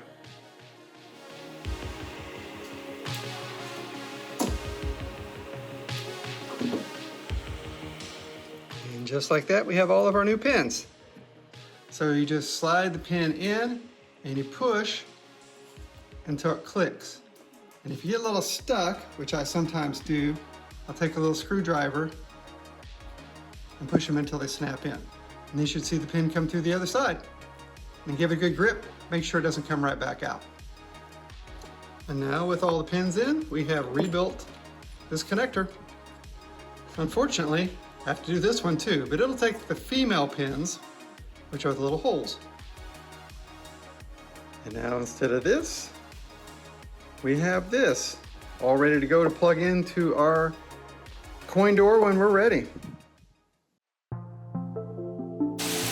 Oh, I'm glad I brought the game in when I did.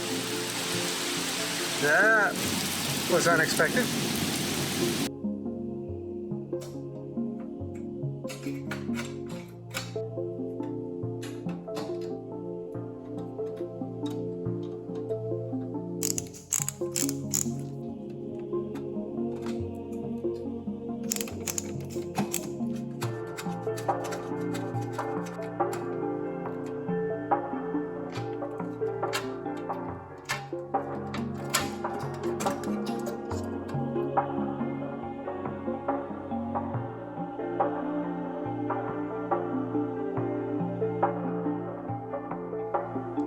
Done. I've put an LED bulb in there behind the 25-cent sign.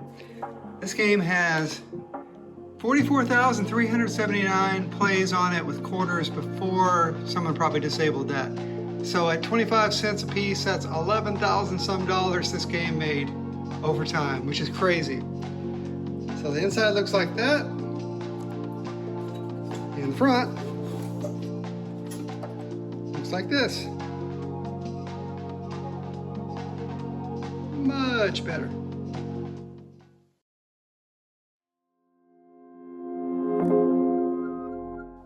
Well, it turns out that this is not exactly the same connector. You can see these are a little wider in these slots, and these pins that I bought are too narrow compared to the old ones. So I've got to figure out what I've got here. So I was rummaging through my old parts, and I found this bag that's got a wiring harness from I have no idea. And it's got this great connector here, which is the same one we need to replace this one. So I'm going to see if I can get all these little wires off of here and transfer these over to this instead. Now, getting the wires and pins out of one of these is actually pretty easy if you have this special tool. And if you don't, you can just use a flat-bladed screwdriver. But you just slide the tool under the pin like that. And supposedly there. And it comes out just like that. Some of these have already been cut, which is one reason I'm not so worried about robbing this connector, because this is already pretty trash. So we'll get all these out.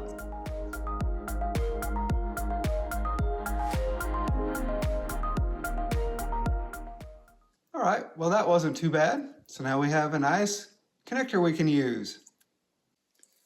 All right, for each of these pins, I'm gonna use a little deoxit. I like to just have a little bottle cap to spray a little extra in here.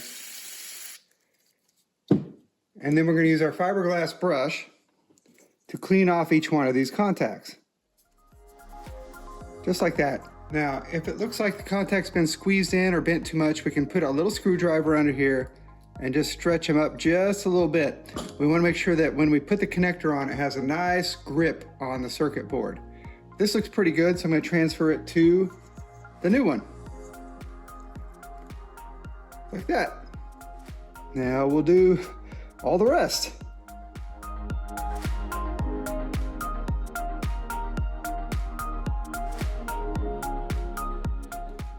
All right, so everything's out of the old, into the other old. We still have these burned up wires to redo, and they're gonna go in these slots over here. Now I have my proper pins for this harness. I've got a couple extra wires. These are the jumpers that go from one side of the connector to the other. And we're gonna put these on with our crimper.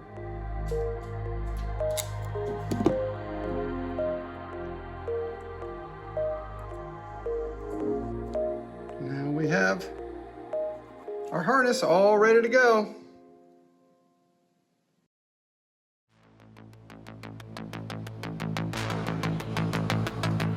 Night Driver has no finish line, just a timer. After every 350 points, you are awarded bonus time. There are 3 difficulty levels, which control the width of the road and the number of turns. Most people think Expert is the best overall way to a high score. Yay, we finally have nice weather. It's cooled down a little bit. And it's time to work on the circuit board. So you can see where these edges right here burned off basically over time. Same thing on the back. So what I'm gonna do today is I'm gonna smooth these off, and then I have this copper tape, it's self-adhesive tape. I got a roll of it, it's 1/8 inch wide, and the roll didn't show up in great condition, but we only need a little bit of it. So we're gonna cut a little bit, we're gonna stick it on, we're gonna solder it on, and we're gonna see what happens. So here's our copper tape. It's gonna be just about the right thickness for that edge. And then we'll probably use 2 for this edge, which is a big ground wire. Now, on this connector, there's a jumper from this side to this side and this side to this side. So we can wrap it all the way around if we would like. None of the other ones do that, but I'll cut it and I'll see how well it sticks. It might be better or easier to stick on there if we bend it over and run it to the other side as well. Now, before I put the tape on, there is quite a bit of this missing from the board, and we want these to be level across. So I'm afraid just putting the tape on there will leave a little gap or get squeezed down too far or not hit just right. So I have this JB Weld Clear Weld Fast Dry. I'm gonna mix a little bit of this up and add a little to each of these before I put the copper tape on.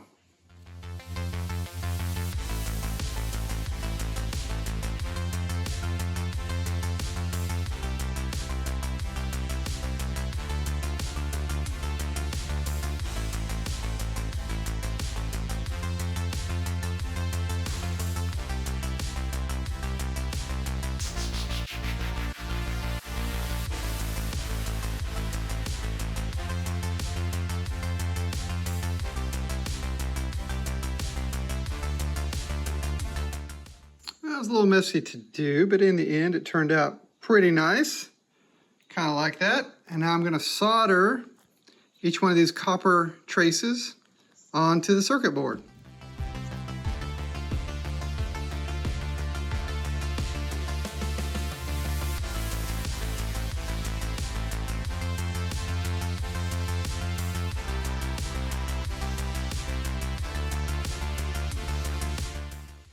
There's our new edges all soldered on and electrically connective. That's one side, and there's our other. Now, one last thing we can do is add some of this liquid tin to the existing traces that are still there that are not nearly as shiny as our new ones, and that will refresh them up.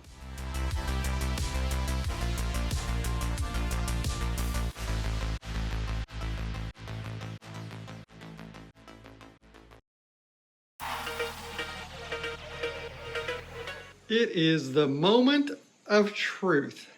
I have everything hooked up, as far as I know, with the new rebuilt harness and new edge connector contacts. We know the monitor comes on. We know nothing about this board, so I'm going to set it up in the tripod. Cindy's going to help watch for smoke and fire, and we're going to see if this game fires up. Okay, lights are dimmed. Everything's hooked up together. I'm going to pull the switch and see if this comes on in 3, 2, 1. Oh, I got nothing. Now what have I done? Okay, so the game really was on. The monitor was not powered up like it's supposed to be, but it is now. Cindy said as I was looking around, I thought nothing had any power. None of these lights were on, but she said she saw smoke coming from back here. So I am going to turn this back on and I'm going to see if we see any smoke. I've measured the voltages going to the board and they are within range. So we'll see if there's a problem on the board. I don't see anything yet. Do you see anything on the screen? Yes, there is smoke. It's coming from right down. Come over here and you can see it. Oh, okay. It's coming from over here. Yes, now it is. Okay, yep. Coming from right there. Okay, well, that's a good starting point for us. Okay, a couple things I looked up. One is that this smoking is normal. So it'll burn off any oil that's accumulated over time or dust or things like that. It gets really hot, it can smoke. What I did find was I had this green and red and black and red wire down here reversed. And they go to the same circuit, but one's the ground and one's not. And I don't know how many times I checked it, but I had them backwards. And part of it was I redid them a couple times to make these a little cleaner, and at some point I switched them. So it was actually getting negative voltage instead of positive voltage. And I do know where now to hook up to check the voltage. There's a 5-volt rail running down each one of these and a ground in between. So I've got it all hooked back up. I should be able to check this, and let's see if this works. We have 4.5 volts, which is low, but it's better than nothing. So let's see if a game comes up. Oh, okay. I'm seeing something here. What is this? Oh, it must be the test menu, perhaps. It's a little out of focus as well.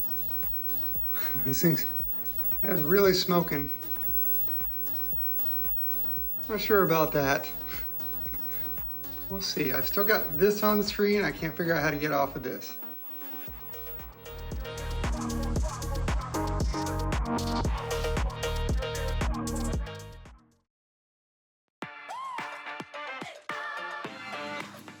All right, so we got these 3 paints in the mail.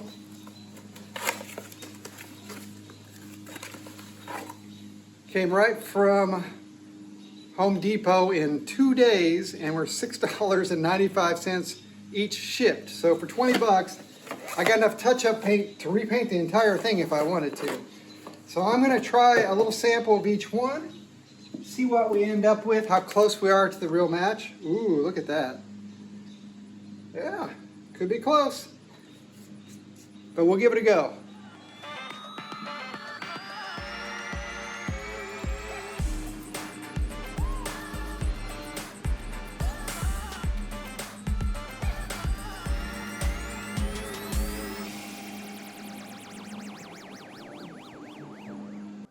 All right, so here's the verdict. Here's our middle color, kind of a fuchsia. That matches really, really well. Here's our purple. You can see it's just a little off, but if we're careful with it, we don't overuse it, we'll match up okay.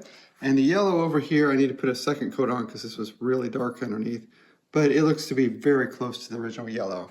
So I'm gonna get these paints out and start touching up more.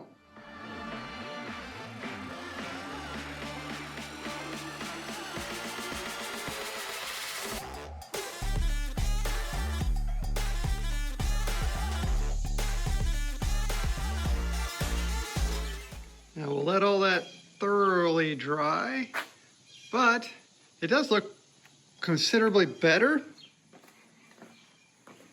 It may not match exactly, but you just don't see big scuff scrapes right off the bat, and I like it.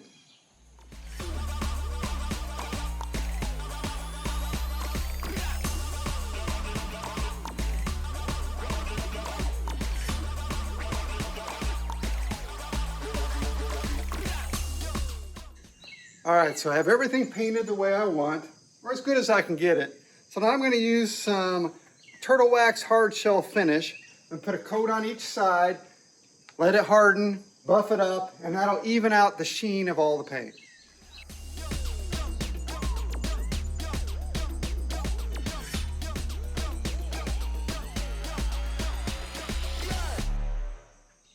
Yeah, it looks pretty nice. It's pretty amazing how well that bottom board blended in. See the reflection on it. You can kind of tell where it is, mainly because the old board's a little rougher than the new board. But I'm happy with that for sure.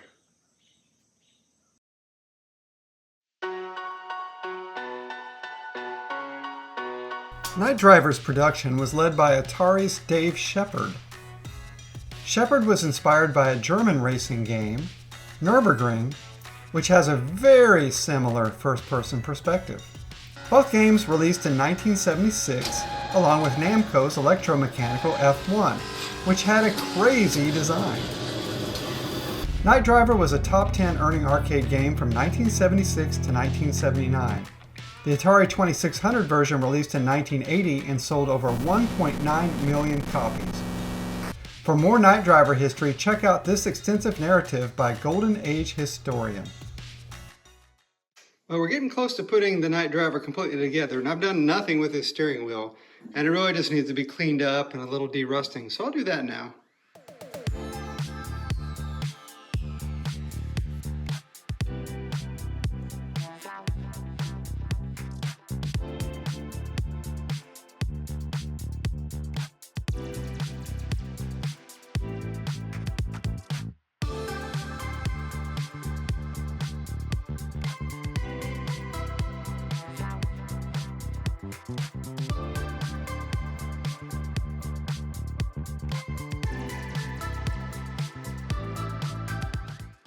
The steering wheel had a lot more parts to it than what I expected, so I've been taking everything apart, and there's a lot of dried up, just powdery, flaky grease on everything. Once I get it all cleaned up, then I'm going to use some of this Super Lube synthetic grease to re-lubricate everything and put it back together. There's always got to be extra complications, so where this screws into this cap, some of those pieces have cracked and broken. So I'm going to have to do a little repair on those or something else to hold this cap back on whenever we put it back together. And that's what it looks underneath. So one more bolt to take this back part off, and then we'll just have the steering wheel by itself. Now we have the gear shifter apart, and you can see why I took it apart. It is gross inside. You see also the mechanism where it slides between the gears.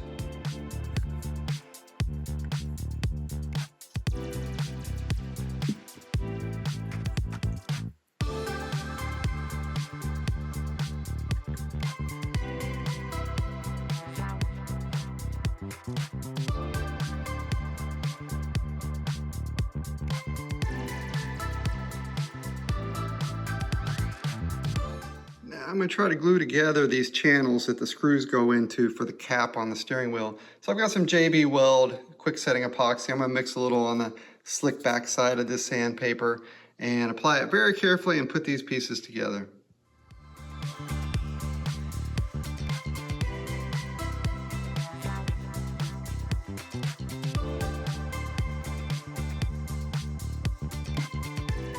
And they are glued back on, with a little extra for good luck. Now to the steering wheel. I've got a little white vinegar, a scraper, some cleaning tools. So I'm gonna basically scrape most of the rust off with the metal and then see what we've got underneath and what we can wipe off with the white vinegar. If we need to use something stronger, we'll use something stronger.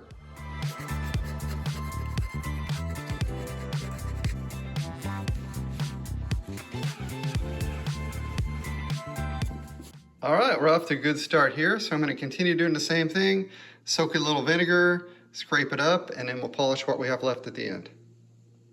Now I'm making a little headway. Now this side, one of the reasons I'm using a scraper is to not scratch and put a bunch of lines in the metal. But on the other side, it looks like someone's already done that. See all the little scratches and marks? Someone tried to scrub this off who knows how long ago. So I'm going to have to get out the sandpaper and go through some different grits and work on this side.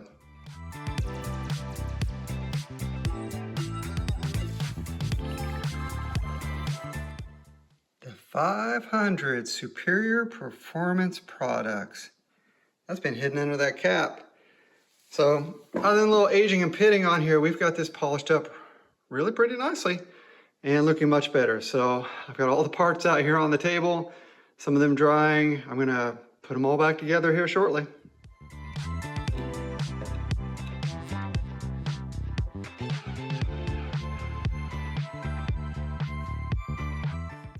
Oh, we are getting so close now. I'm gonna go ahead and put the control panel back together. I am still working on the art for the top and figuring out how I wanna do that. But in the meantime, let's go ahead and put it back together. We can always take it back apart because we wanna test everything and see how the game works.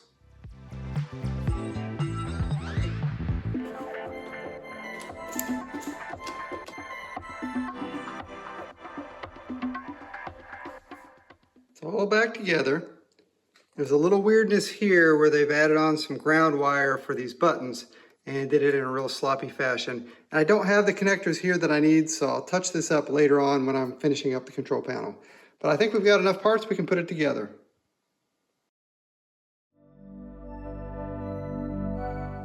Today we have a replacement right here for this transistor. That's kind of the voltage regulator for this board. This is a modern replacement, so we can actually dial in exactly the voltage going to the board, which we want to be 5 volts. So I'm gonna get this thing off, put that thing on, and we'll see if the board fires up.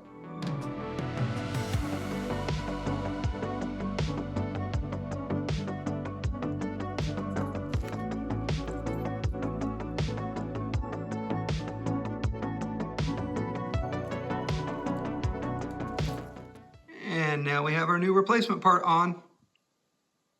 Okay, I don't have the monitor plugged in yet. This is the readings I'm getting from the new chip. So it's very low, it's at 3.3. It's got a little adjuster on there to take it up to 5. So I'm gonna adjust it up here and see how it does. I don't like the fact that it's moving all around voltage-wise. It should stay pretty steady. All right, now I've chosen a place that's a little closer. That 5-volt rail is early on rather than way at the end down here, just in case there's a problem in between. And this I can get a nice steady 5.1, something like that, so it doesn't even jump up and down. So at least this section is looking good. Now I've got the brightness turned up to make sure the monitor is working fine, which it is. I don't get anything, not even the garbage. And this is the reason I'm not getting any picture, because someone actually soldered that to that pin down in there, that connector, and it was shredding apart. So I wiggled around a little bit, saw the screen briefly. Now I get to repair this as well. Well, I verified the voltages are correct across the board. We still get this garbage screen when we turn it on. So I'll have to look for some other solutions. Now the problem with this board could be about anywhere, but I'm going to start with the most usual suspects. So there are 2 RAM chips down here, 2111 RAMs, that commonly go bad in these. So what I'm going to do is desolder these, take them off, put little sockets in, and I've got new chips ordered. When the new chips come, we can just drop them right in and see if that makes any difference. So I'm going to get these things off.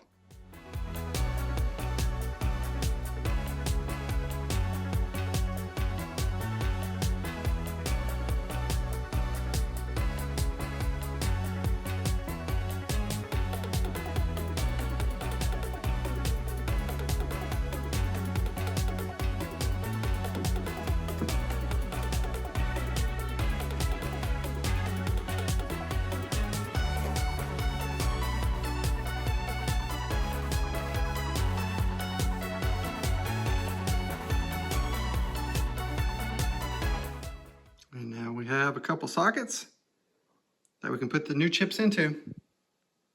All right, our new RAM has arrived, so let's get it in those sockets.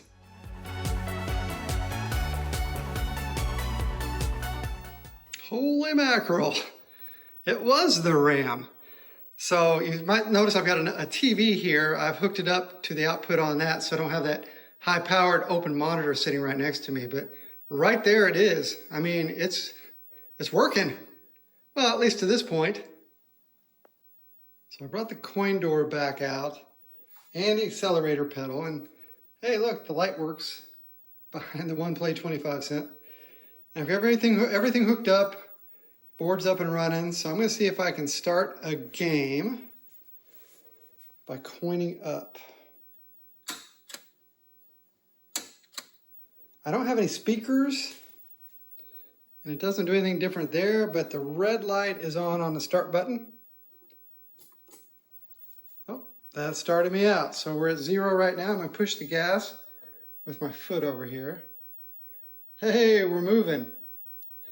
I don't have the gear shifter or anything like that, and I don't have the steering wheel. So I don't know what gear I'm in, but I'm just going to crash. And I crashed. So the game at least works. Hooray!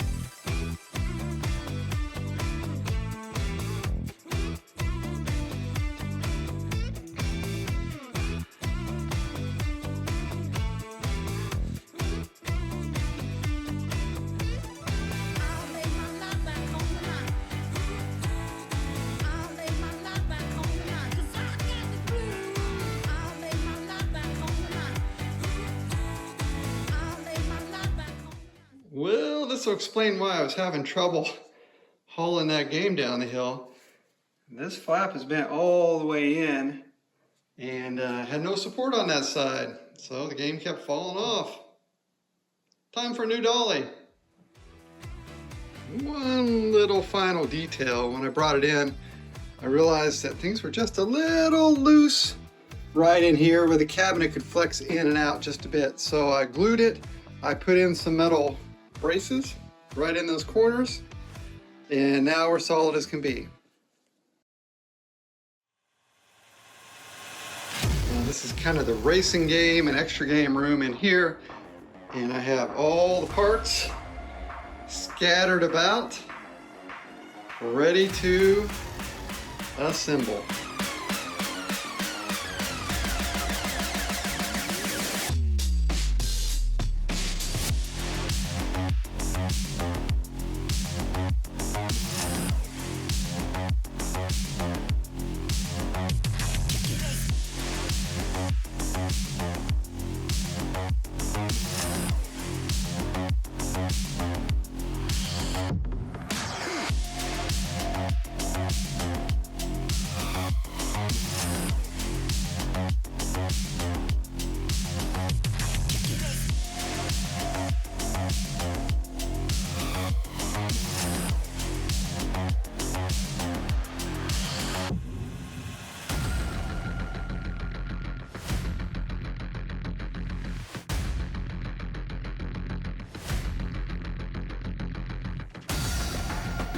So definitely still some things to adjust, but hey, it's working and it's in its original cabinet. Amazing. It's pretty well put together now. The marquee looks a little worse than what I thought. There's a lot of cracking in it. You can see the light through the back of it, but we can deal with that. Now look, this is the black light that comes down through here to make it look like you have headlights on the screen. That is pretty crazy. I bought a roll of diffusion paper, and I'm going to tape some on the back of the marquee because it's got lots of little holes and things like that. It's letting too much light through, and I'm just going to make it look a little more opaque.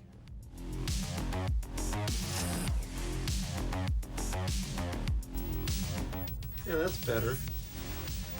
It's still crackled from the aging, but now it's even.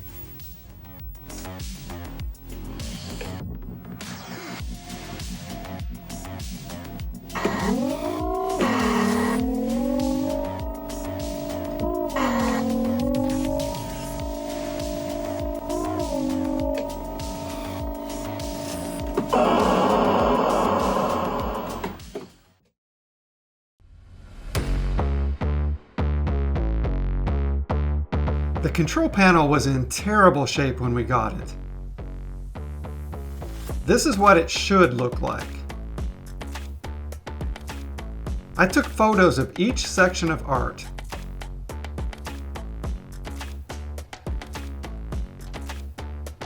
Then merged them together in Adobe Photoshop. From there, I outlined and filled in the missing and damaged parts.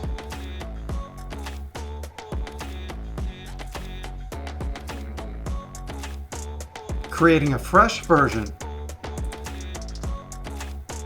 that we can isolate and extract.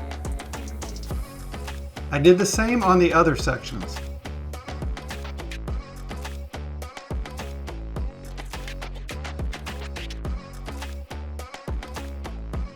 Now I've taped some layers of tracing paper over this. And what I'm going to do with that is I'm going to make some marks where all the different lines start and end, and that way when I unpeel it and stretch it back out flat, I can make an overlay that would cover everything and have the right dimensions. At least that's the plan. All right, I got everything traced out, so I'm going to cut this paper back off the tape anyway to lift it back off and do some measurements.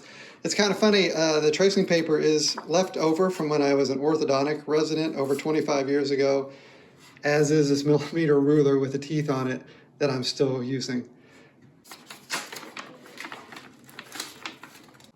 And this is what I'm left with. So I can start doing some measurements from the top down to see where each one of these components lies relative to the overall control panel overlay.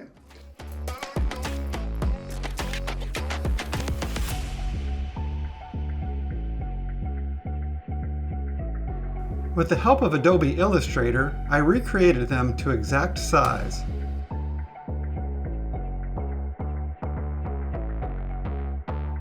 And move them into position.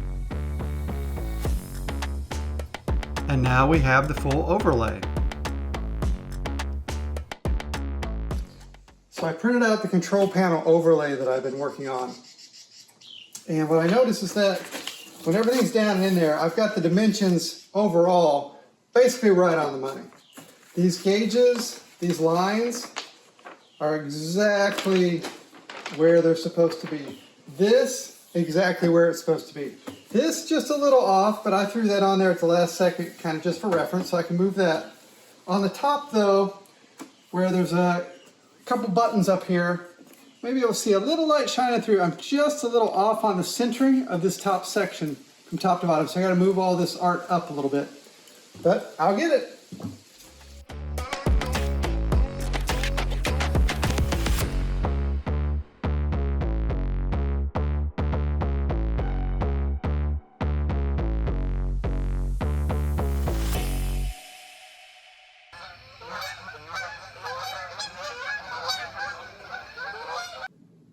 Now we have our art in Cricut design space, and we have a Cricut cutter right here. So what I'm going to do is I've got the template for the start button area brought up. I'm going to load some material, some vinyl material into this cutter, and we're going to cut this out. So I have this Aura Mask film, and I'm just going to cut off a small section of it.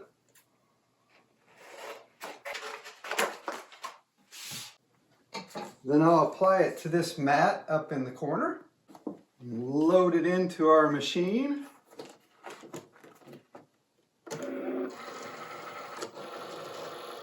Just like that. And then I have the machine set for stencil vinyl. I just press the C.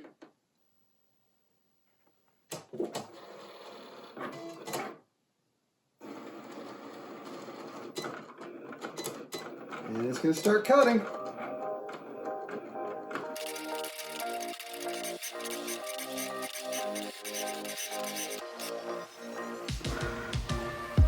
And we're done.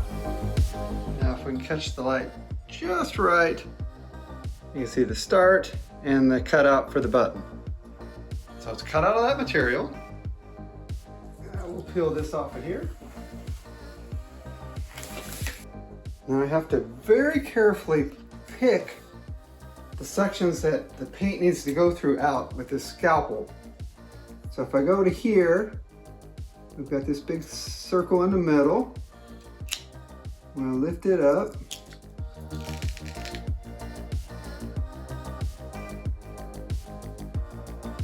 So now we have this. You can see it all cut out. You have to be a little careful with the little parts inside the letters to make sure they stay on the backing. But they're there, and now we need to cover this so that we can transfer it. So for this step, we're gonna use this transfer tape, which I've already cut a little piece of right here. And we're just gonna peel this up and we're gonna lay it over the top of this.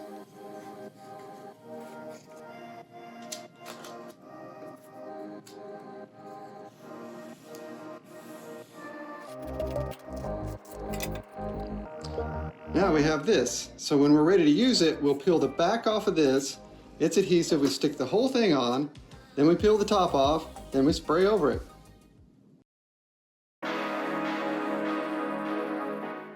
Now, a couple different paints have arrived, both fluorescent green.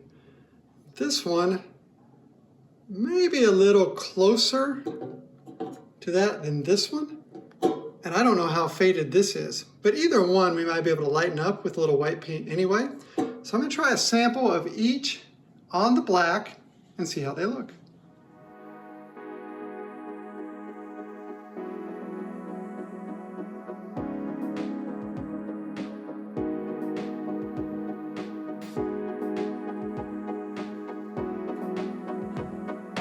Oh, now that's interesting. And then in the black light, they look kind of like that. All right, I'm gonna do a little test with this paint marker using our template. And I'm just gonna see if it will even go down in these grooves.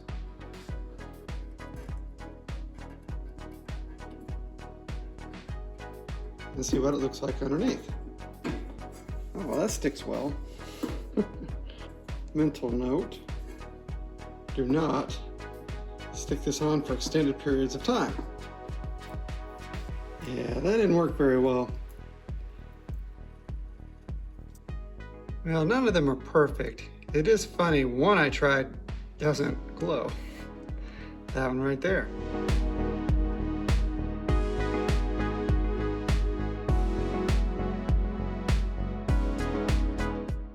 Let's do a little paint mixing today. I like the Tester's paints. They are oil-based, which is what we want. We've got the green here. I tested it. It was way too green. So I have some white that we can mix it with. And if it needs to be a little more yellow, well, I bought some yellow as well. So I've got these little mixing cups. I'm gonna put a little of each in, mix them up, try a few different samples. Hopefully we can get this color or close to it with these paints.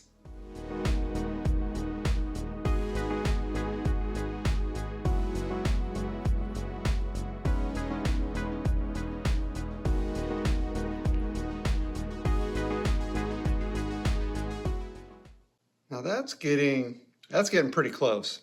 So I'm gonna let that dry.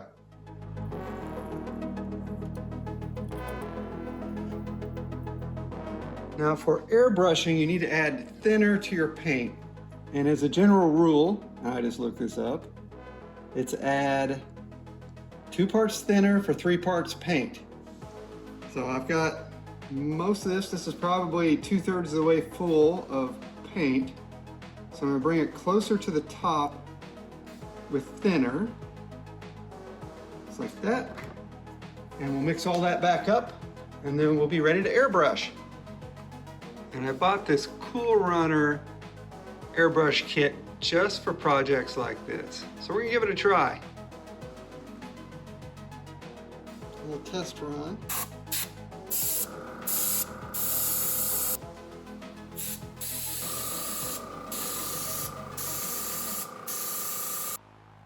Okay, so let's see what we get here. First, my gun didn't spray enough.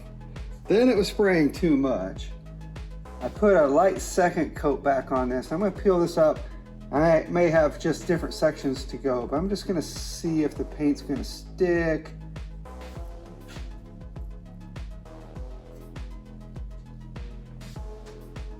That's at least a good proof of concept. So I do have some runs. Of course, I don't have it painted smooth anyway, so it's gonna run wherever I have pitting. It's also thick. So that's making me not want to use an airbrush with this template because I don't want a big thick layer of this that can be picked off potentially. So I'm thinking maybe I should apply it with some foam or something like a foam brush that will make a very thin layer.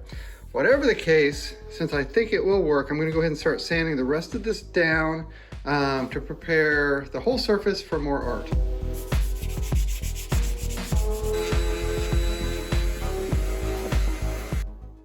Well, I had hoped to just sand off the rusty parts and leave what I could of the art, but it turns out there was rust underneath pretty much all the paint. So I've taken everything back off, sanded it down, I run some white vinegar over it to get rid of the rest of the rust. I've left the tachometers and the oil meters, that kind of thing, because that art is going to be probably too hard to reproduce. So we'll keep that, and now we've got to paint this black. All right, so I want to cover these up so I don't paint them, and what I did was I used my Cricut very easily to just cut out some covers. So we'll put those on. And we're all set.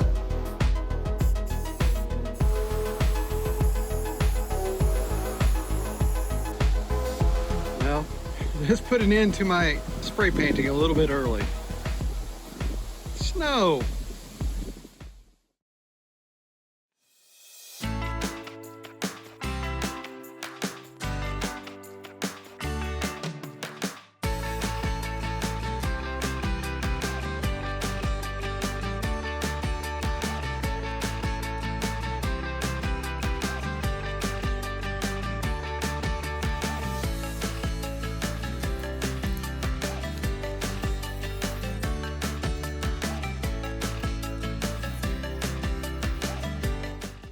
Did a little test painting on the inside of the control panel kind of quickly, and I think we're going to be okay. So I'm going to start applying the art to the front side. Now I'm lining up the bottom section, and I'm using my clear overlay I made earlier to lay it over the top and make sure I hit the marks where I had them before. Now I have things laid out up here. I'm using a flashlight underneath to shine through the areas as I go, so I can make sure I have these matched up just right. Now I have each section on the top.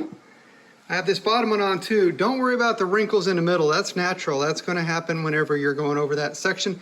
As long as the part where you're painting is nice and even and down, you're good. So let's paint. Now the very first layer I'm going to put on is not going to be green. It's going to be black. And the reason I'm going to do that is because if we put black in first and let it dry, any bleeding that it wants to do under this will be black. And then when that sets and we put green on top, then the green won't be able to bleed. At least that's the plan.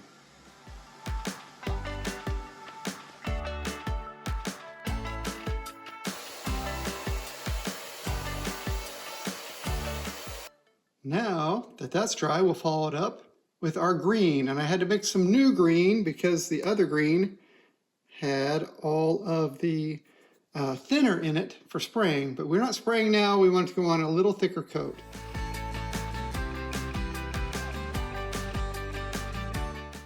Now there's one layer dried up, so now we will go in and add our second coat. Well, this is where I'm going to have to stop for right now. I think it will need another coat, but I'm out of paint. So I'm going to order more.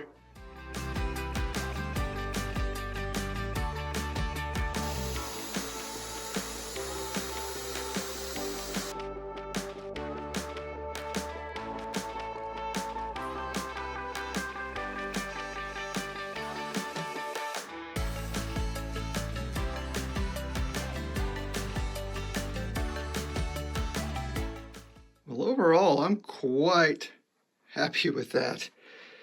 I knew I'd have a few bad spots here and there, and I do have some places where the thinner lines pulled up and didn't stick to the black paint. So I'll have to touch those up, but in general, it looks really good.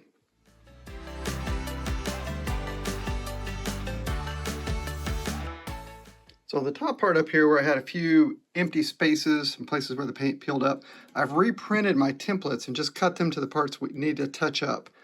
So we'll do that next.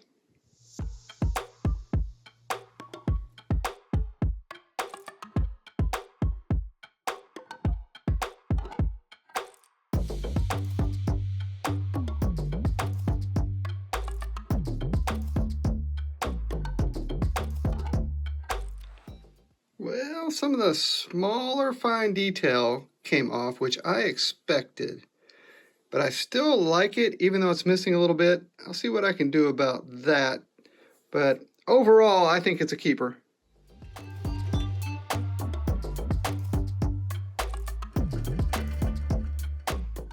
I was able to paint in enough and then go back with a very fine tip black and just give it enough so it doesn't look like it's missing too many of its parts. It looks like it's a little worn, which is fine because it is an old control panel. But you know what? It looks pretty good.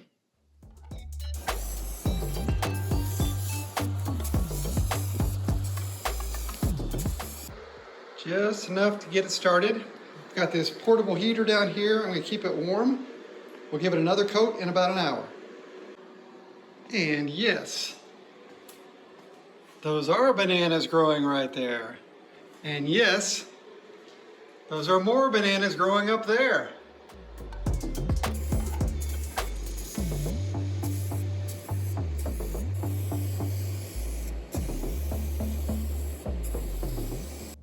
The control panel is finally done. That was a tremendous amount of work, but it turned out great. I don't know that I'd ever want to do that again, but I think it was worth it in this case.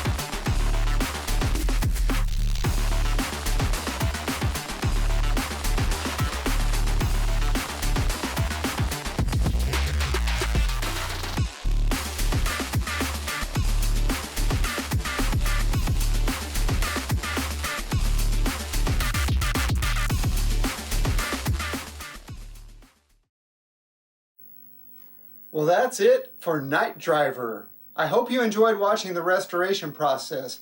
It was pretty intense. It basically went from one winter to the next. But in between, I finished up Space Duel, I finished up Super Monaco GP, I fixed up an Arkanoid, and I fixed up one of my Grail games, Dragon's Lair. This was a great project for me. Not only did I learn some new tricks along the way, but it rekindled fond memories of those early days of seeing the very first arcade games, getting some quarters from my mom, and trying them out. And Night Driver is just one of those games that's a timeless classic. I'd like to thank all the people who gave me help on this, starting with the seller, who was super easy to work with and very gracious and helpful, to the people on the arcade forums who have posted their problems in the past and given advice on how to fix these kind of things. And to you, the viewer, for watching my videos and helping my channel grow. I never thought when I started this that I would have nearly 20,000 subscribers watching me and Cindy go on our silly adventures. But here we are. Well, that's it for Night Driver. So I'm going to put some quarters in, race between the pylons, and see how I do. I hope you've enjoyed the video, And until next time, keep on gaming.